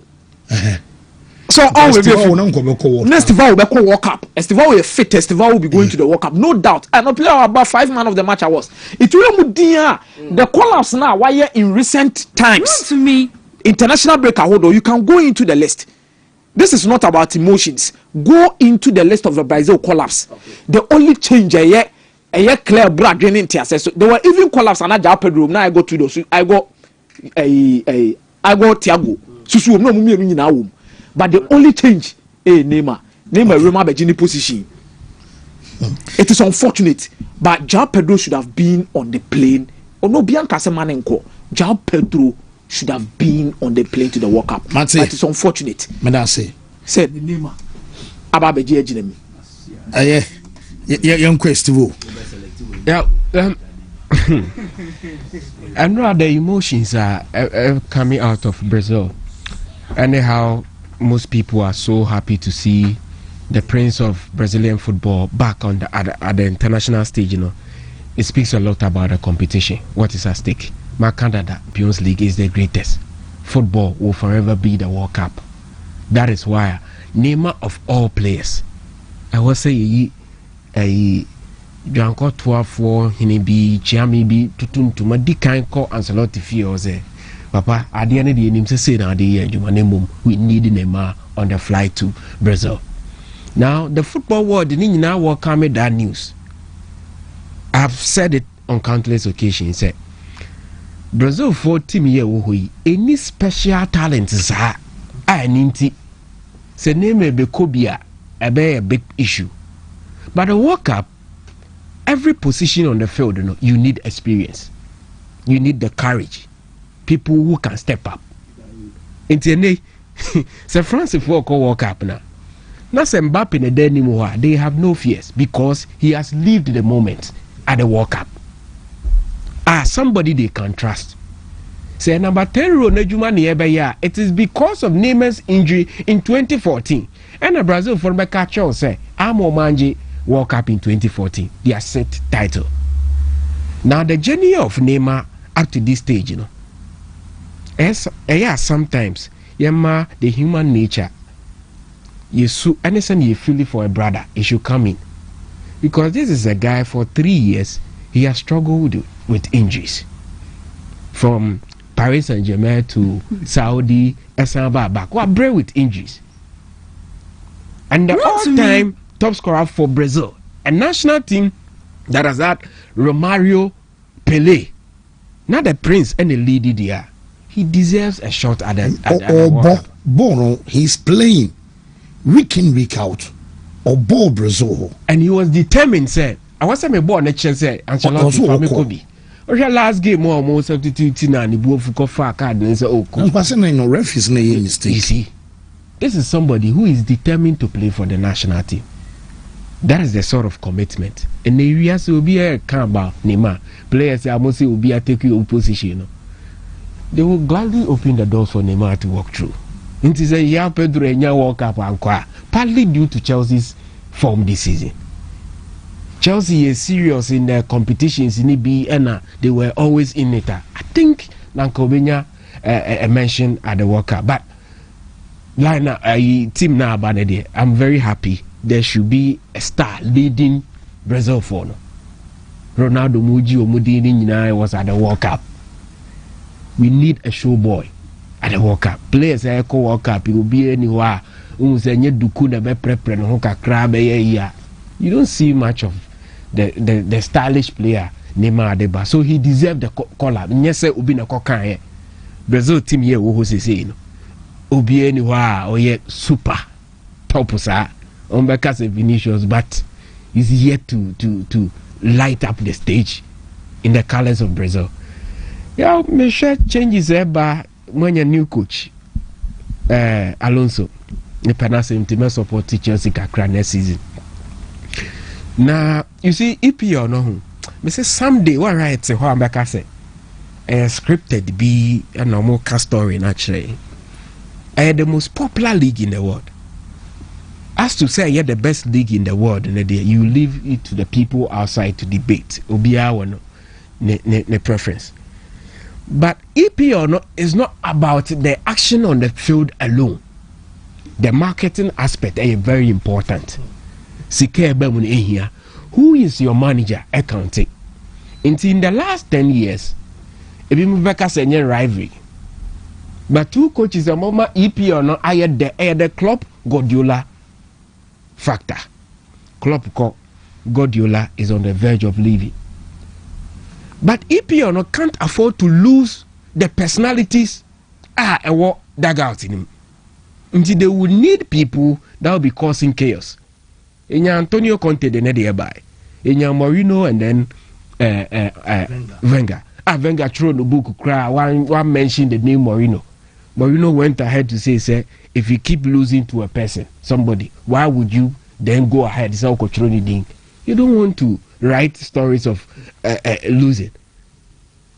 Now, Michel, managers here, would they serve the same purpose? Because EPL make us as a scripted movie biniation.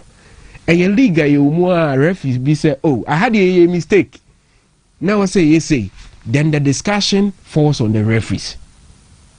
You were a league hazard and a ball boy benya issue. The week the discussion. So the EPL will always give you something to discuss. That is why I made 10 minutes said, as I don't know, Mukoshe baby near Tro, you say. And Ra Arsenal DA. Kai Havertz a Kutiobi. If they go a man down, it can change the face of the game. Before they know Marco West Ham, Akoye referee asem. So that discussion akoswa.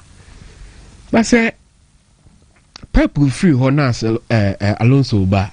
I see Alonso as more of the quiet type.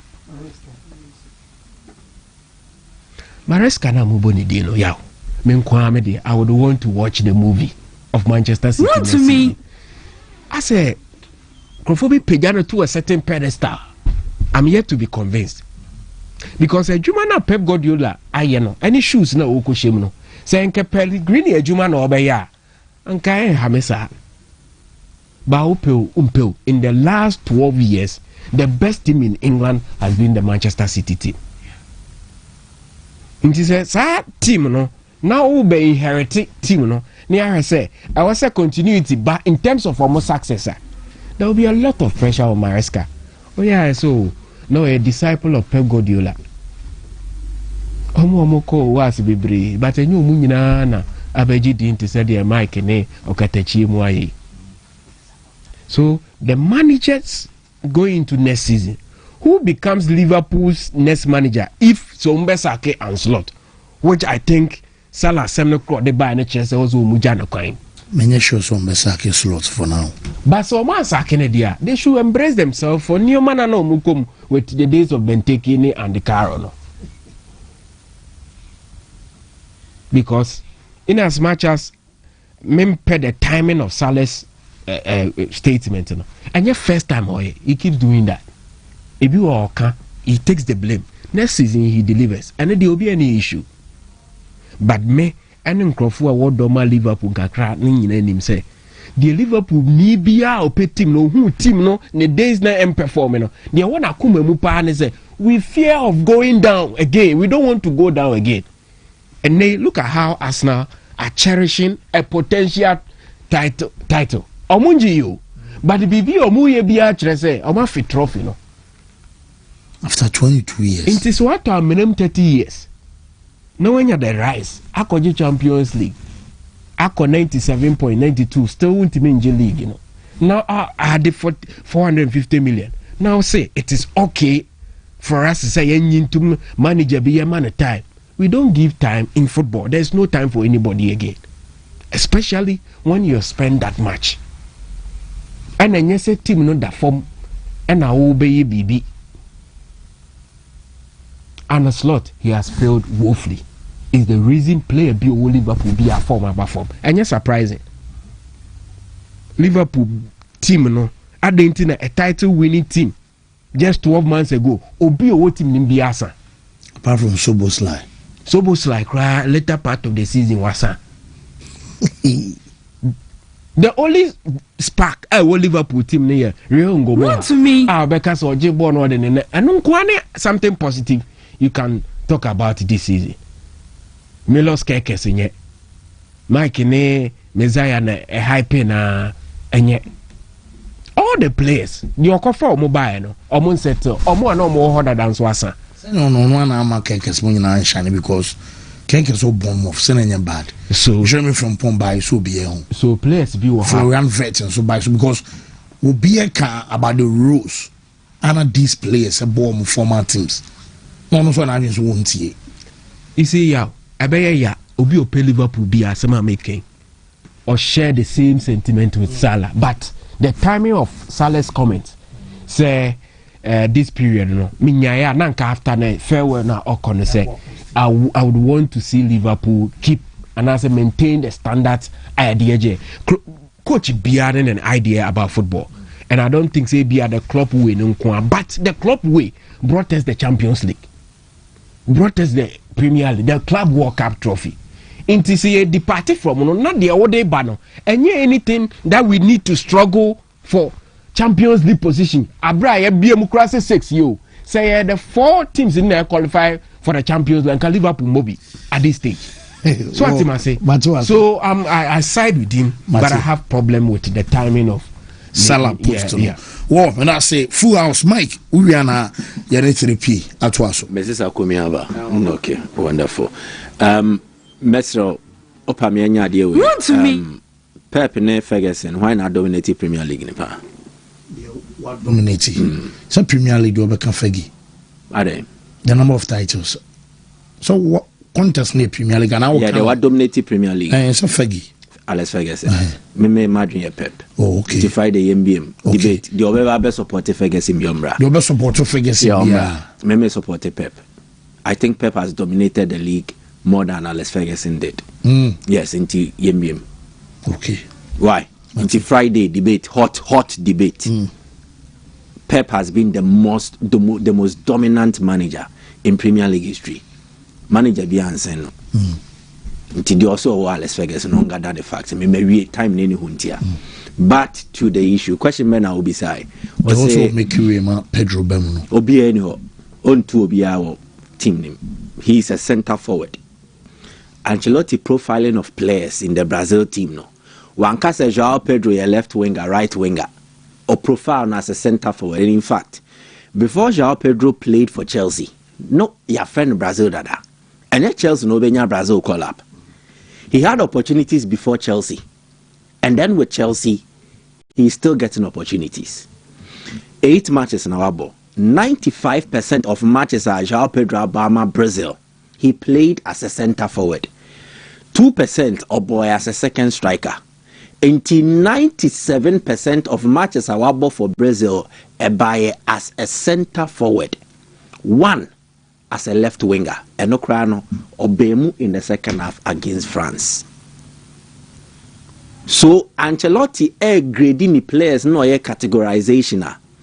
Left wingers in right wingers in second striker centre forward. The only centre forward option, João Pedro Nenebe in this contest, any second striker option, 1 Neymar, 2 Igor Thiago. No coach would choose João Pedro at the expense of those two.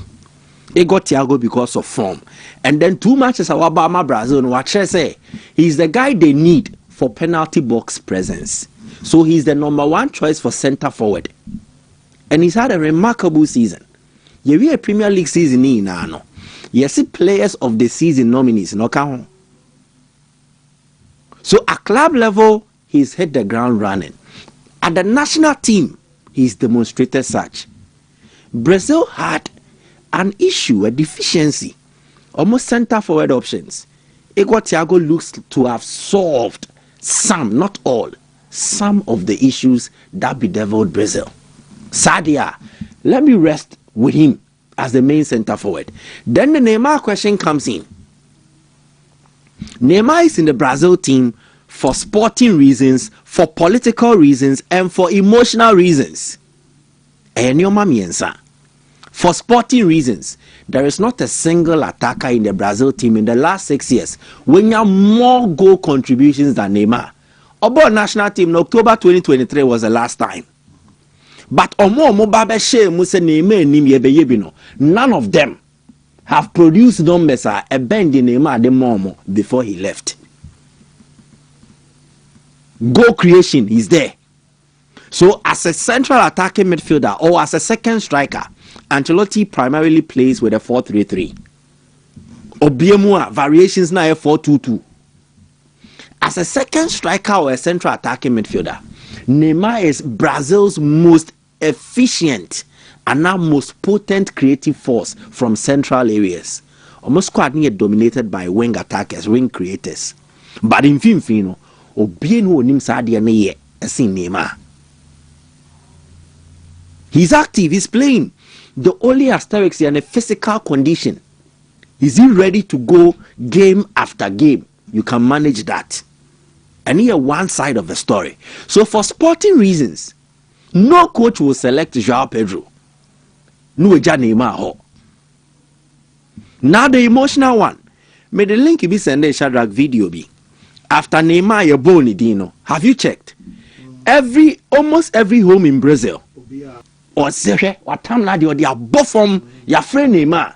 TV no crocodile cabo for like Charlie. TV near Brian San Tonya Botre. This is a young kid. When you're 15 years. But he has grown into a certain football culture when Neymar is an idol. He's a symbol of hope for Brazilians. And the story exists. 1970, Brazil called Mexico. The story of Pelé. Now a born ni area nessa. But they brought him because he was a symbol of hope. Brazil players omo wo GDA say omo nyina obi no ni mbo ne bossing Neymar. So the moment you add him, there is a certain emotional way be a Debra team nim, and that is an inspiration. Okay, let's check it then. Marquinhos is Brazil captain. Shadrack and Fakota Marquinhos kind. That was March this year. You be saying about Neymar and that's no. Or say as teammate one, as Brazilians two, and as fans, we want him at the World Cup. Where Brazil captain?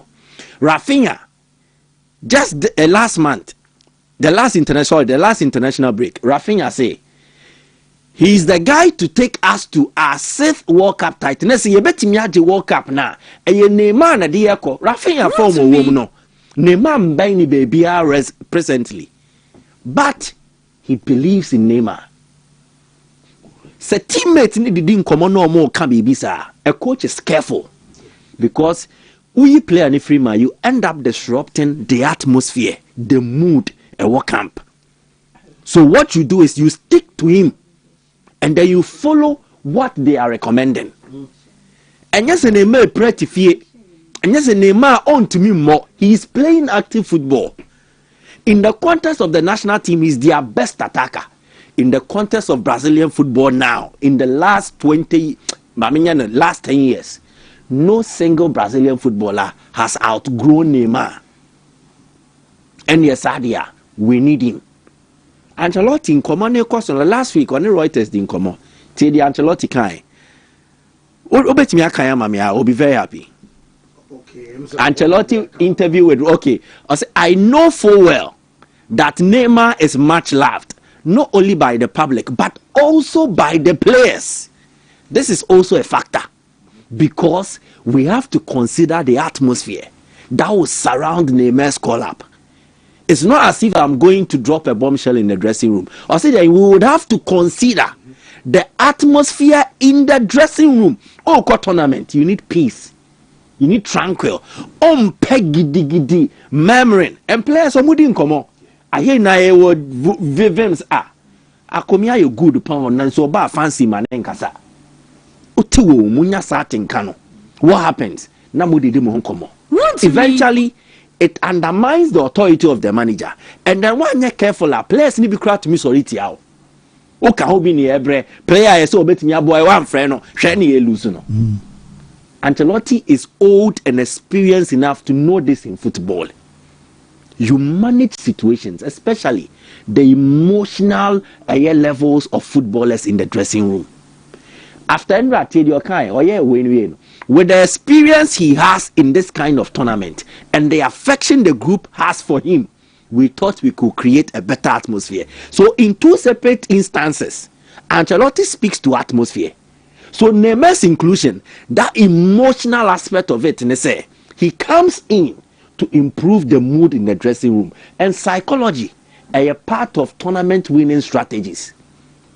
Argentina's win of a year 2022 World Cup. No. Omoka dressing room Di Maria psychologically, there was that willingness. See a committee, a sacrifice, see a queer I'm a player back home. They had an idol. Why I say bosom ye somno Messi. Brazil say ne idol ye Neymar, ye pesi a cost somno. Our World Cup. Would the coach refuse? No. Exactly. Now the political side. Na menfenwie. Utie, Cafu, Romario, Zico, and Como Mudiaba, Neymar also call World Cup nibi. She Marcelo, waboni boy nebi you. Enra, your boss squad no a far video. Neymar Kobe. Some penifo me bobo dino. They carry weight and influence amongst the Brazilian public. So they are seen as they are the voice of the people. Okay, I see a panel. The moment they start speaking, and the pressure to not just the coach, but the entire football federation. So, what Brazil will not want to do is to upset the people. Political reasons, you need their goodwill. I was all mining in our kabum near Shramo, Monko tournament. No, one friend or more, Akukobe de, or more darling boy, one friend. No. How do you get their goodwill? No. So, Oko tournament na ye day when they tie with you. Two, Neymar represents Nike. Brazil almost Jesse Bay. Nike sponsors our Brazil national team. In fact, Brazil national team Bobby or Mubobiano. Menya sure say buy no credit card the momo. Sponsors na run Brazil. These sponsors need an icon they can platform and sell.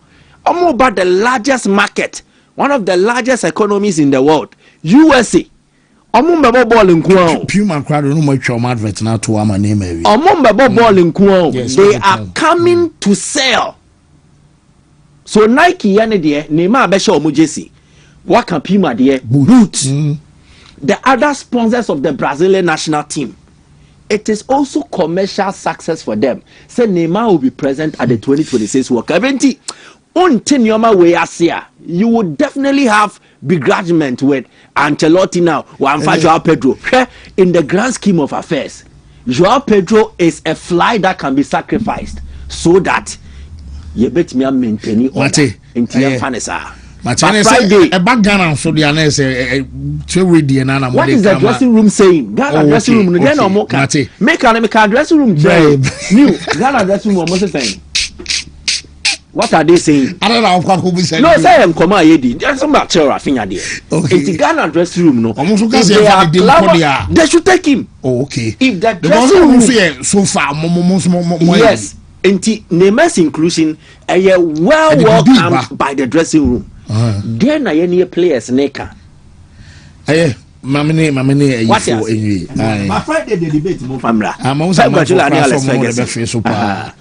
Among for some no be so ma yani piwak 3p enim komo quick na yemra meto so ye buy a Belfie street na Mrs. on here there Nyankopa do me bia boko okay yenim komo me da say wa me cheti fo ni ahwefo nyina awie eye 3p garlic mixture a free piwak natural health garlic ekroje ne dia ye do ni yemfa kan jamfen so bia mfremu enu ntimo ahode ni gina ne na so eye ntinim akomam na moja mu adwuma o hwe me wutie me wo ya de bu wo ntinim manu mojanim de drama kan for the amount sebeboa eye 3p garlic mixture ebwa na boost immune system ne de amount enunti yade ntime mel abrawa fa dupei unyanto bi de pharmacy shop bi eben wono boremu sisi anaje ode ene abusua ne nchenom emu renti ne no be ahodo nyi fin enkekawa bi amfiri mu na moja eni afisa ne se de se na pomode mapa wo hia no wonsa etimi akebi ene ye hwe yade efre ne se hypertension high blood pressure ekuni papa sana no mame fa doctor number ne ma we wo hwa me wutie me yade bi tete opesa wankasa ofre doctor otene ne na odi tu nanim no che okwan ya wo de fa so a waye krado ofre ni sisi obeje oso ne number 0248 92 88 0248 92 88 said de medi kan ye pressure yade ho asem enenne ye ka ho asem prempren yade a edi ni panya ekuni papa eye pressure yade kane no yabo yade we di ananke de mpanifo pa ni di ne bata ho ene obi 24 25 years 22 years obeko hospital ne se ne pressure no ewo shosho di ntia kwanya ye fasudi di no emwa yen pressure yade na aba wo so no enye omoja na ado so abro so ewo nipadua nim na emomoja ntimi ni afusani ye emfa wunti ne wo no be ahodo ne nko nipadua na kwa babie hia moja bia ebi akwanya ofasudi di no na emwa ena sisi wunti ne wo no be ni manase moja no ebi abobonto a entimi nsane eni afusani ye ena kofa pressure yade no ede abro na ye woni stages e frase a ye wo sede tie afetimi bedrum pempenso bi na ye krankro oko a enko na hwese abeye kese pa na niema bi a yankasa ye no ene to de kofa sa o hawe ede breyen anwaduane bebre srade na bebre na ye de ye ho ato so no emwa ye yo eto techema so ye wo de raye funuma bisa ho sensuso aso bone ben ena enya wo so eda wontininim esisintinim ememu miemu na ho ena moja etimi ade afisa ne se de se na aboa no na kofa pressure ya de we ade aba anadwudi de nya wodu mienu donku no ndu aduane bi ade bebro bi abedi uwie ya wache ho ato na wada aduane no entimi digest ye na nkampese moja mpo etimi ade afisa ne ebe ya wo habit na otokoso ya wonse eboa no a na kofa pressure ya de bi ade abrɛw eya na yetufu enchini bebre nso mwawo empɛn pii no yɛka saa asɛm wei a wɔadwene sɛ wɔn na ɛwɔ pressure nko na yɛka ma ɔmo wɔ pressure wo woni pressure so di nkyene no sodium content ne bi wɔ nipadua nim dada na kyerɛ nkyene ne bi wɔ mu dada ti da mo na wodi nkyene bebree na boro so no na wo sodium content wɔ nipadua nim no ɛdɔɔso ɛba sɛ nipadua no ɛsan twi nsuo foforɔ na flash saa nkyene ne bi aba abɔnten extra water na wo nipadua ne twen yɛ no na ma pressure aba walls na so so mogya nim no ɛno ntimi srawo wo hwɛ ho so yie na wo hwɛ deɛ wode kɔ yɛfunu mu yie no na wo nonom adupa ɛno ane 3p garlic mixture obi agye atum na aboa ɛto pressure na se ɛfiri nipadua nim ɛnsa den nom ne twontom wontini fon wontini ɛno nso mantini mu mie na mogya ɛtimi ɛde afusane afei nso a ɛnwunu pii sɛdeɛ ɛnwo ɛnwunu ana ada wode kɔsi awie mu ana nane ɛno nti nso nwunu ne wura nipadua nim asa na ɛda mogya no ɛni kwan sɛ wode wo to nso a ɛnwunu pii so na wo nonom wadwene nso yɛ amane nya home ɛsan sɛ mogya di afusane kɔ wadwene ho a ɛboa wapɔmuden pa adwendwen bebree na tɔda to bigu na fa bi yɛ sereɛ na ɛmoa wankasa wapɔmuden pressure yadeɛ ntiti pa yɛ ano ɔden ɛna aba so tɔda wonim sɛ yɛ asorobe kɛkɛ pressure yadeɛ na adwendwen kora timi ma wuti ɛyɛ wo ya wadwo ɛyɛ 3p garlic mixture ɛde mmra yɛ aba so honam nyinaa yɛ oboho wo ho adeɛ bi a wayɛ woyɛ bibi kakra bi nso na wabrɛ bepɔ ne nyinaa na yɛbɔ sɛnea wo nko awote so no ano ɔden ɔsena koma bɔ ntɛntɛm ɛbɔ ne periperi pressure yadeɛ no sunsunsu asobɔne ɛnu afrasie ehunu no ɛdeɛ ni so bidie abrɛw anaya na ɔbɔ no ɛyɛ wo ya 3p garlic mixture ne edra no no mɛbɛboa ɛtu saa ɔhaw we nyinaa ɛde afi wo so ɔbaa nom ɛna bɛrima nom ntena fie ɛmfa nsɛm bia ɛnyiyi wo ho ano na mmom da bia ya na mesa ka sɛ ɛnyɛ duro na wokɔtɔ na wanom ne hia yɛn ɛyɛ wapɔmuden ɛna ɛda yakoma so ɛno nti sɛ yɛba sei na home remedy bi wɔ hɔ na nneɛma bi wɔ hɔ na yɛka ho wɔ fie na boa yaresa no ɛmɛkɔ nkan a doctor wɔmfa nkamɛw ɔma yɛde to dwa sɛ deɛ bɛyɛ abɛfa na wadi so ɛnɛ home remedy wɔ hɔ ɛma pressure yadeɛ no ɛyɛ bitter leaf wɔnwena hahan dandelion na de akɛkɛduro ketewa bi afra na wablende saa nneɛma mmiɛnsa wɔ anonom ne kakra na wɔtwe mmiɛnsa ntɛm no wobɛhu nsunsuaso papa ɛwɔ apɔmuden ne so bitter leaf ɛyɛ wɔnwono dandelion ɛna kakaduro woyɛ saa nneɛma wei no na wapɛ 3p garlic mixture do no na wanonom na aboa to pressure na se diabetes ne stroke no nso aboa to ne nyinaa se ɛfiri nipadua nim ɛnkyerɛmu bi a wopɛ ɛboro media yi so no deɛ hia ne sɛ mebɔ doctor number no a wobɛfa na ne no ɛdidi nkɔmmɔ hyɛ ne nso ɛduro na wɔ pharmacy shop biara mu na emu mu kɔ sɛ wokɔtɔ a hwɛ sɛ ɛwɔ toa mu ɛhwe hɔ a ɛbɔ garlic yɛda ho yɛ kɔkɔɔ ɛna ne ti no ɛyɛ kɔkɔɔ wo ehunu saa nneɛma wei a mabɔbɔ so yɛ nyɛ 3p kɔ w'anim kɔpem sɛ wobɛnya no bi ansa na watɔ wadwen yɛ wɔ ntanta wabibiduro ne wabrɔfoduro bi yɛde wato so nti woyɛ dan no wei ka ho ɛma ne haw to kɔ fie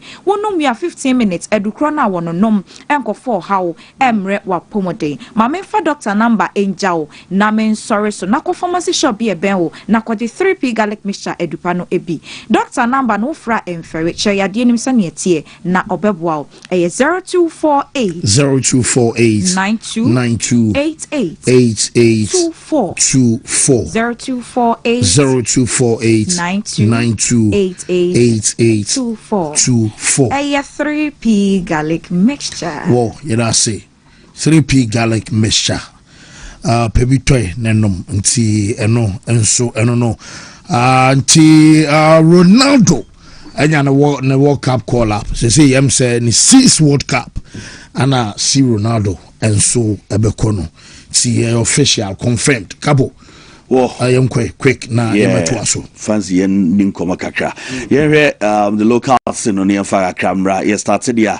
So the Black Stars of Ghana in Mexico game no so na players no ebi or camp ebi so report say ban say Saint-Etienne player I friend of Augustin Boache Wontumi Emma because one more player for money OGC needs ever born Tuesday no Wontumi Emma Augustin Boache Emba mebo and from the Black Stars of Ghana no a news in free and they by Jerry Free Ono I joined the Black Stars a camp on so Jerry Free is in camp I always say ne kwa bia so enuama beko enti Jerry a free area is in camp we say game against Mexico no onom enso betimi abono aye kakre free o ere bandra ana honorable sports minister Yera Kofidi Adams on say games na ye no Accra 2023 senior athletes no a course on the championship no Ethiopian players need be prior and Ghanaian players even athletes no more na prior na omoja yareshe na enra ana minister kupie mo wa eja okohwe wo mu fefefe amanuama ekoyenti honorable sports minister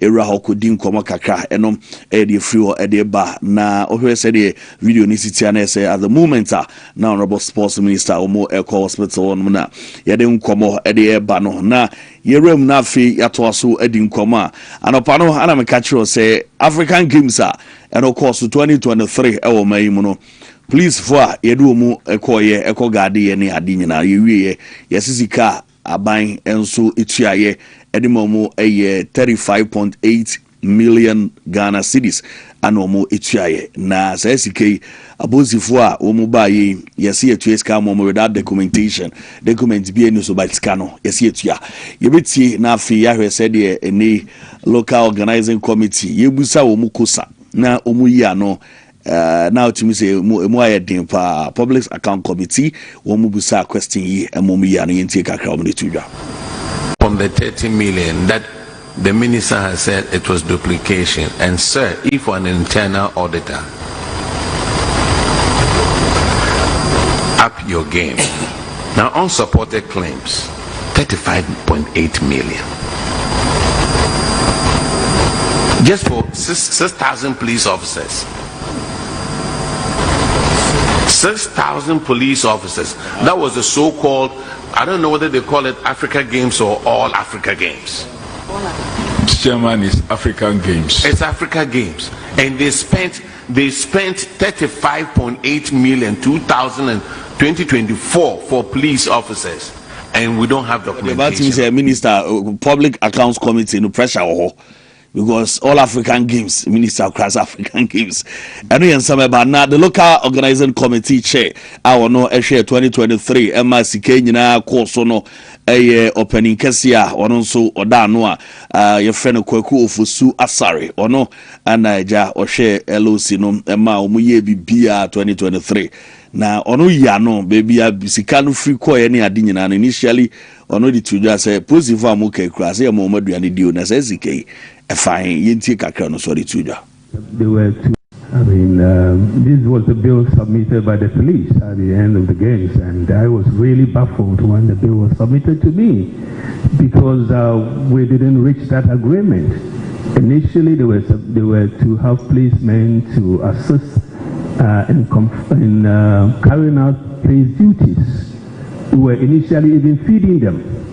Then they pulled out, and from nowhere, at the end of it, they brought this bill. And I wrote to them to justify.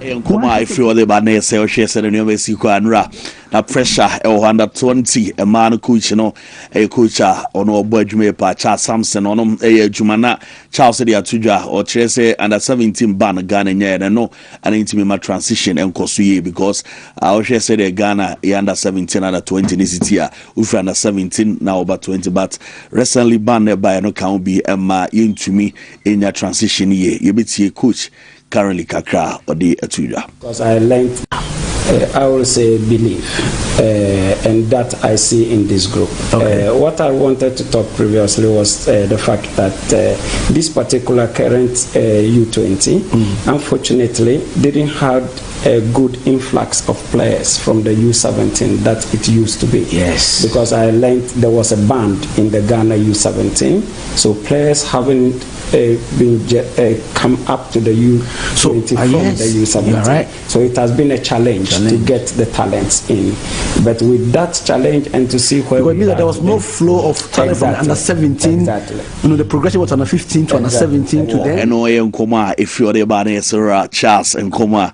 What you to ja no na fancy the woman say Udru Moses Amapaka so ya na say omu league na omageno enuama ekoye pa no say omu share boss o meje anaja omaje omu promise takwama be bia so mbeje no maje betie nsem kakra mzama paka editudwa yefesi ate na manya nations or update because as now so update your nations and nations de omo from months on be boy Africa final no eno ni issue no me so na o kana me bisa the decision and when nations find themselves no omuntimi afford to take the risk and sack him because one no Osakeno, aka 1 game before the league ends. Meboa, they are surviving relegation. Aka 1 game before winning the FA Cup. Meboa, Osakena, now moko relegation and so far so unya day. What you say? And number 2, Osakena na FA Cup no so moko na mo ntimi asaso anje and so far so unya. They don't want to make a hasty decision this season because maybe they wish said they should have kept. Is it the France and France and do no mood in it. You see, where I have a problem with nations and I've been saying it in here, say, yow, the club as a whole should sit down and think about where they got things wrong. So one has to do with Omobo last season, management team, a session of management members who left the club. Number 2, Omo player acquisition in terms of certain players that left the team and their replacements.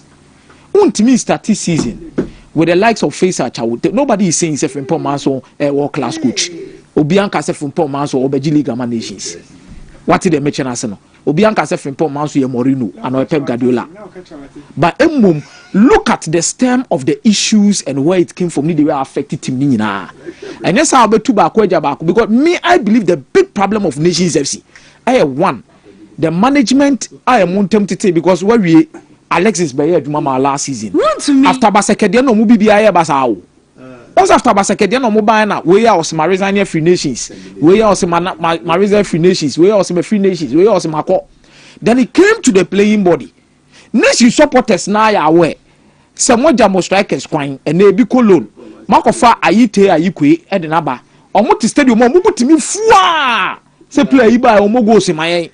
Let's say coach no phone so a men ka say anya nem phone say enyo no nko a nem phone so players na nke bi o de be ya adwuma mo be ma no that is result someone no so survive that is it omo kwan replacement am ba team na nye na yebo middle of the season ubo season was say two attackers Emmanuel Anone Faisal Chawute omo ko trials omo ba ya ba ko ama ba ko pe ne ba ye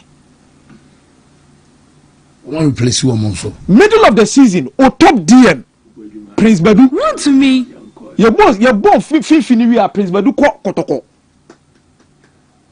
Prince Badu aba kotoko because now omo midfield na no mo born Abdul Karim na no wo house no Prince Badu so bogakra then you look at the team and how things are going for them then a new thing on Che in Ethiopia no attention call so maybe omo jina ne dey frustrating but the last game na e go into the league game ne dey yawo Tamale behuru Kumasi su behuru there's also supporters ne so mbeba Tamale behuru Kumasi e behuru.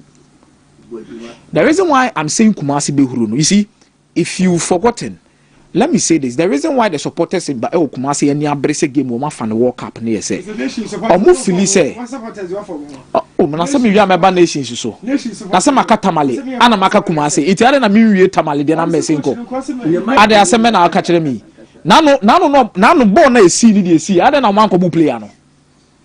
No, a goalkeeper also that goal post. Penalty aba. What ko first one why a mistake. Wakobo anko wasa akofa penalty ni de una hear the second taker with team wasa akobo no se akwakochi na first selected no so see a coach yemebo coach afunumu there be sometimes they are me I believe Frimpong also cost omo games be for example omo ball game tia me dem ball draw 2-2 bi sa game ni nations win straight or bench down so selection bi ma me come tell me na Frimpong pa na wo ye one player he has been super for the man. No, Mike can answer. Brandon was it Brandon Williams or Brandon Etrisa? There were certain games or the next started on fan more.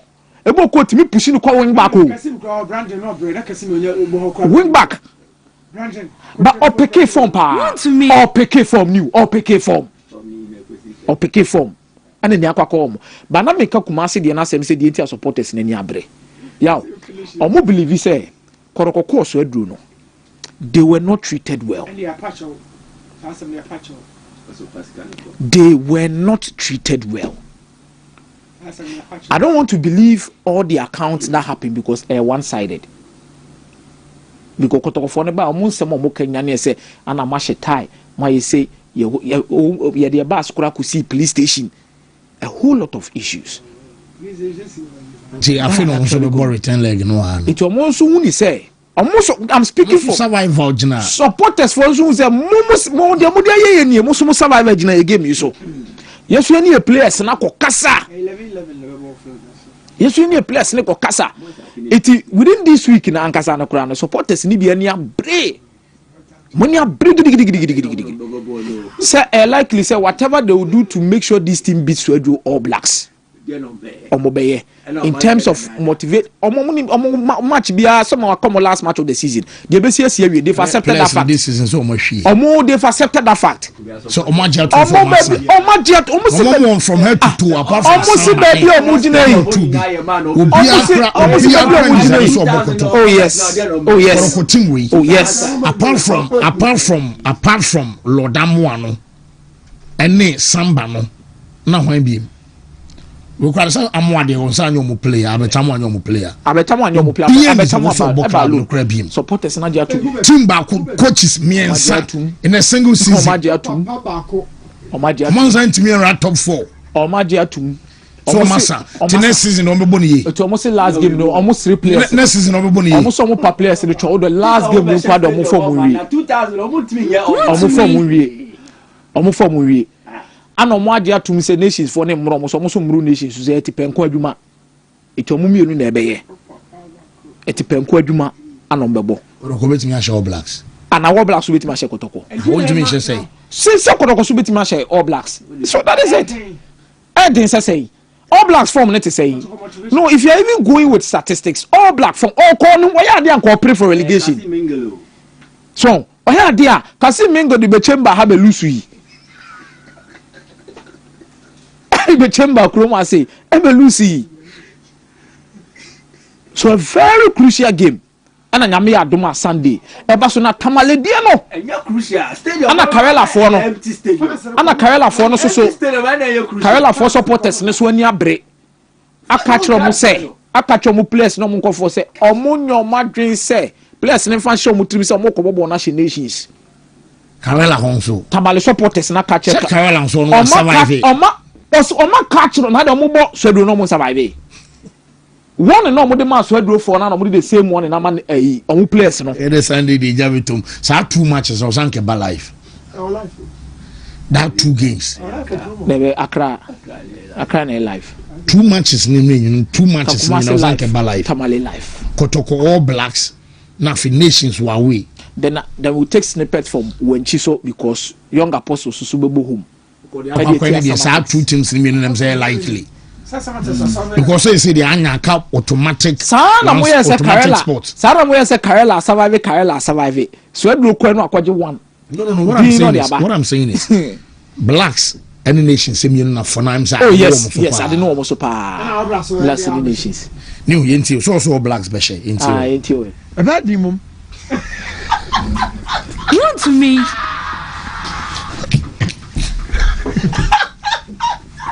yeah, match no there. Oh, they are not quite. It's a match no. The match not quite no. Yeah.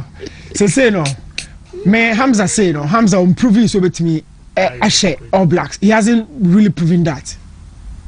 Hamza an opportunity as a code give be pa ba ko be chemi no be chemi for question no. There was one other game ha. I dey my boy Hamza Basopai game na home game na dem cry no be boy am winning you know. It was massive. But me Hamza want to me All Blacks for her. Hamza want to me All Blacks. There are certain games I say to me Kabich boys no bomber but want to me coach Kasim Mengel. And now you can supporters beba your supporters bebo you cannot do away with them on bobo. But club their fans and say omomba. Kotoko fans and say omomba.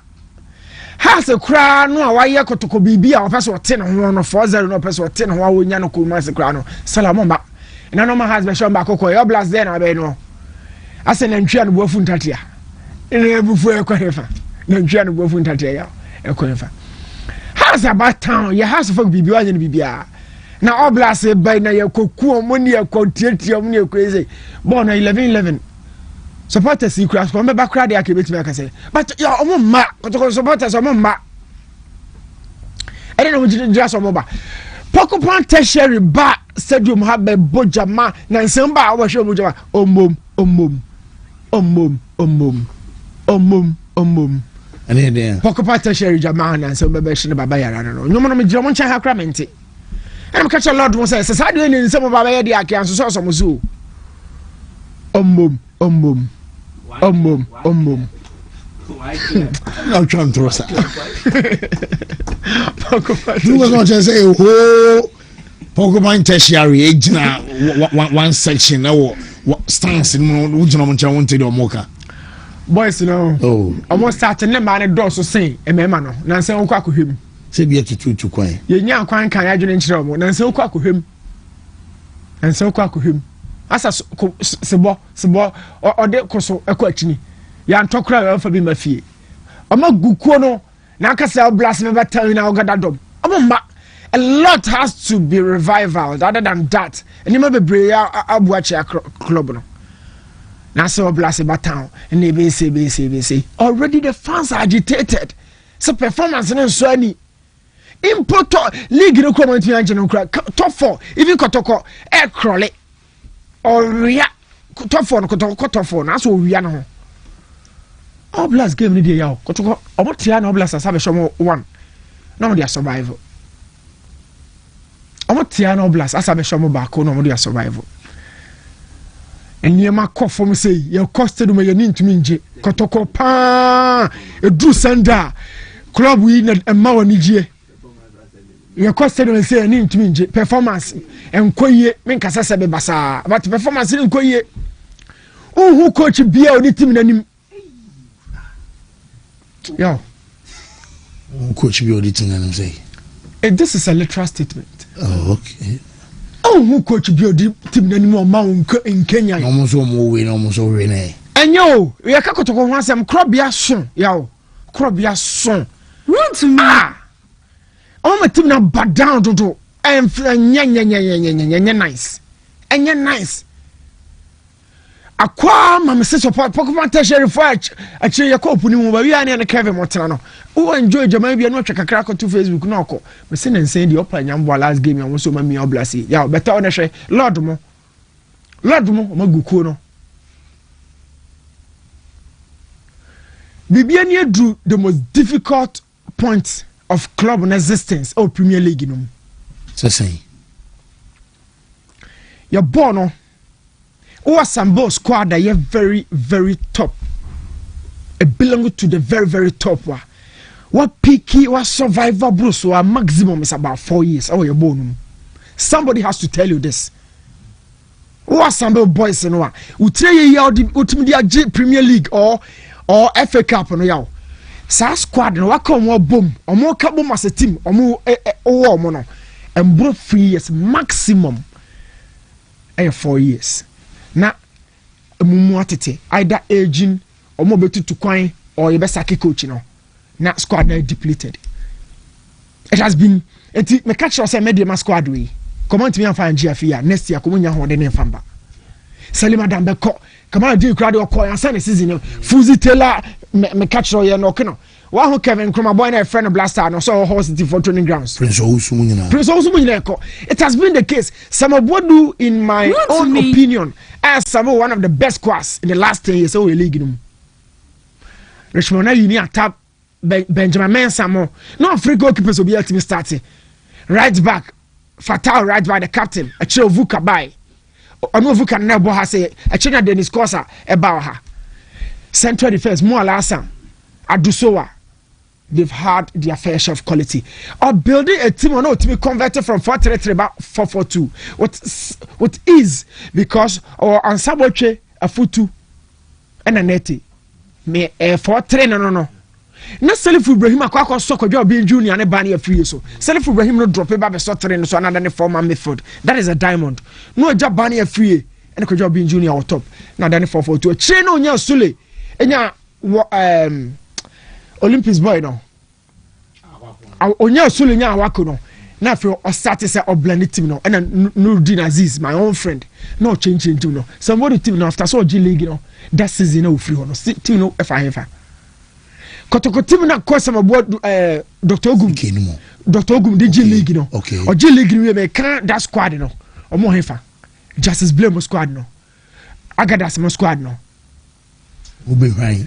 It has always been the case. So they say we are a major challenge. I can't be survive. Major challenge. How we survive. The transition between a more corner. Any no way. Check some. Go to some. First season, second, maybe a 1, 2, 3 seasons. We are not finna. The best also come. As a squad, apart from those traditional clubs, no. Maybe crime a transition, no. Okay. The squad that won for you, and how to replace them, no. Yeah. So want me and GB be able to more. Now, oh check us on that. Mario Kotowa has. Kotoko squad ni nyomu nyina akọ yi o jili. Omu nyina Sule Muntari Fabio Gamasa group no Muntari nuano Muniru. Omu nyina akọ yi. Gani mu nyina. Okọ Samatesa omu jili league ni no. Sedu Dauda. One of the best sixes I league in the last 10 years. How can you train have summer text? Kaya so koi. Even so say usu onyani injury, ACL call long-term injury no but Baba Musa was the most valuable player last 2 seasons in our league. Valued at transfer market 175,000 euros. Or no, and Alfredo Casari of Kumasi and Tokotoko. Or na boss sa. Baba Musa form number, Emmanuel Mama form number. That squad no. In strategy FA Cup no, where is that squad? DB Kwabra Meda. Now Steven Diue, they had the also fair share of quality. Opa Chake goes to squad no DG League no. Any more do call Africa no. Huge disparity. It goes to Saint Mian fighting for league title. We say no. Me say the biggest challenge, one, to keep squad way. Now a more call as football is how to replace those players. You know. That is the most difficult job. Because Oba Africa right after Africa now, me mounted this challenge. Oh, league I say because sometimes Gold Stars on Kwana Mama who say will be about Africa free muna or sent to me G League now at a point. So at a point I'm the better top league table. Oh yeah. Gold Stars man quite change them say I don't quite am at the right time. No, I will take his decision if you are say. Technical decision look after from Paul Manson then I'm quite came in Africa to me or league or the first or fight will be bad better first will be no better second on any part in a battle still your club no Chelsea coach Maso do in Chelsea another coach what this guy performing in no psychological distress at the man with you okay yeah or perform by you he knows you are looking for another coach only say distress the man no way no Maso do no for Bruni ba now how do you replace the Brunino and I say Brunino better you so this is the most difficult part of the job. Oh, Mate. Brunino so ba no be squad number 2 why be more squad A and why be more squad B and the four backgrounds we see yaw squad is say oh say we my main journey developing story my main friends here my main journey developing story my main friends here Gold Stars squad A and squad B yeah how Brunino be chem 2 amount to quasi grounds me na me catch roll and you man smooth crowd grounds oh and you man smooth bones wa boy bones wa ozo no chairman area na e pa to chairman Wontumi awie so I say on value I know unveiling Mike me blogger that wa do Mike so look on and mama papa boy na give papa o ba bones abesra yes I probably was but this will be a boy like Canada say bones the phone call the veteran yeah because on Villi and Baba me you okay to bones so how do you see a new challenge how do I see a new challenge so but me friend na club win na me dama kuma That be was swinging another dream. Oh, I no custom situation. It was my dream. Oh, my bones beside bones and then I ha. Bones on any bucket wow. My colleague of me can't be joined to them, my main friend, because bones will say no hacklan a year, Juma. Some easy, I can't hackla what you say. Haklaman Gusano. So, because of Haklaman Gusaya Juma, a general year, Juma. Okay, say, no, I've been such a bone, I've been brutal. I'm on Corey Bones in true. When I bought you, and all famous and ones and see Vita Bones, we are entertainment show. Yes, Bones, my intro, neon place. I enjoyed the no. But is he? Only my monitor from my fan. You want to crown? No crown.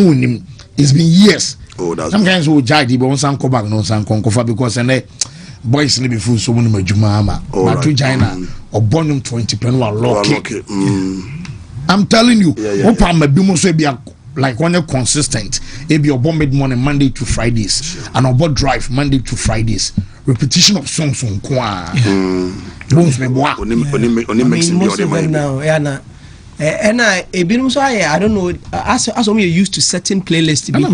I said, one more no as one more. You don't know how to introduce new songs. I mean, Charlie. We are just keeping up to the time. Maybe will be our own industry. Will be our me appreciate it. Why not? Then you'll be on mobile. Be able to one hand. Who am I catch your bones? Kwano buying and it's deny. Easy say so. But national television say. Or mommy's coming birthday. That was 10th March. You're the month of May on TI. Easy. Aquabe. Say, oh, my imagine is a Catalana. My Catalana. What was a boy is also say a cartel. And this is but who shows a measure bomb in this one. And the baby is a BBN. Evidence, bra. Easy, take it evidence. Easy, easy, take it easy. Because 10th year, 1 year come back on 10th May. 10th March show. Oh, that's how much will be great to me. April May. Machine better from online. All Casa Sene Chess. It will be a Fabio Modelity Fano. I'm telling you, evidence. In the maximum, if you ask me the number of evidence. So be a cat, Minkai, what on to me, I'll crack some of my program that I'm crazy. That's a crowd, no. Yes, and print I want the evidence now. I like that. Evidence. Yes. Boys, that one walk and tend to nice. Me and my also by us who said they can tell us studio. Evidence. I say you fucking 10 coins. Yeah, but easy one they can do. Oh, production they come up. More woman and koya mama. May you my show. Oh, easy. Meaning here, Ebia no here medication kakra. I'm an easy. Okay. Hey, so I would have come here. As a bad one, tells you. You're about to talk about. As a bad one, I would have your bass as a so environment now very okay. Oh, yeah, yes. I mean, okay, Saturdays. No, it depends. Bianca 4 to 6. Ultimate entertainment. Young studio on the corner way. Young studio. Maybe a line makes me I crowd. That's also. I mean, sorry for me to me paint. And then over bye. My camera. Wow, Mr. Bones. Fancy, easy.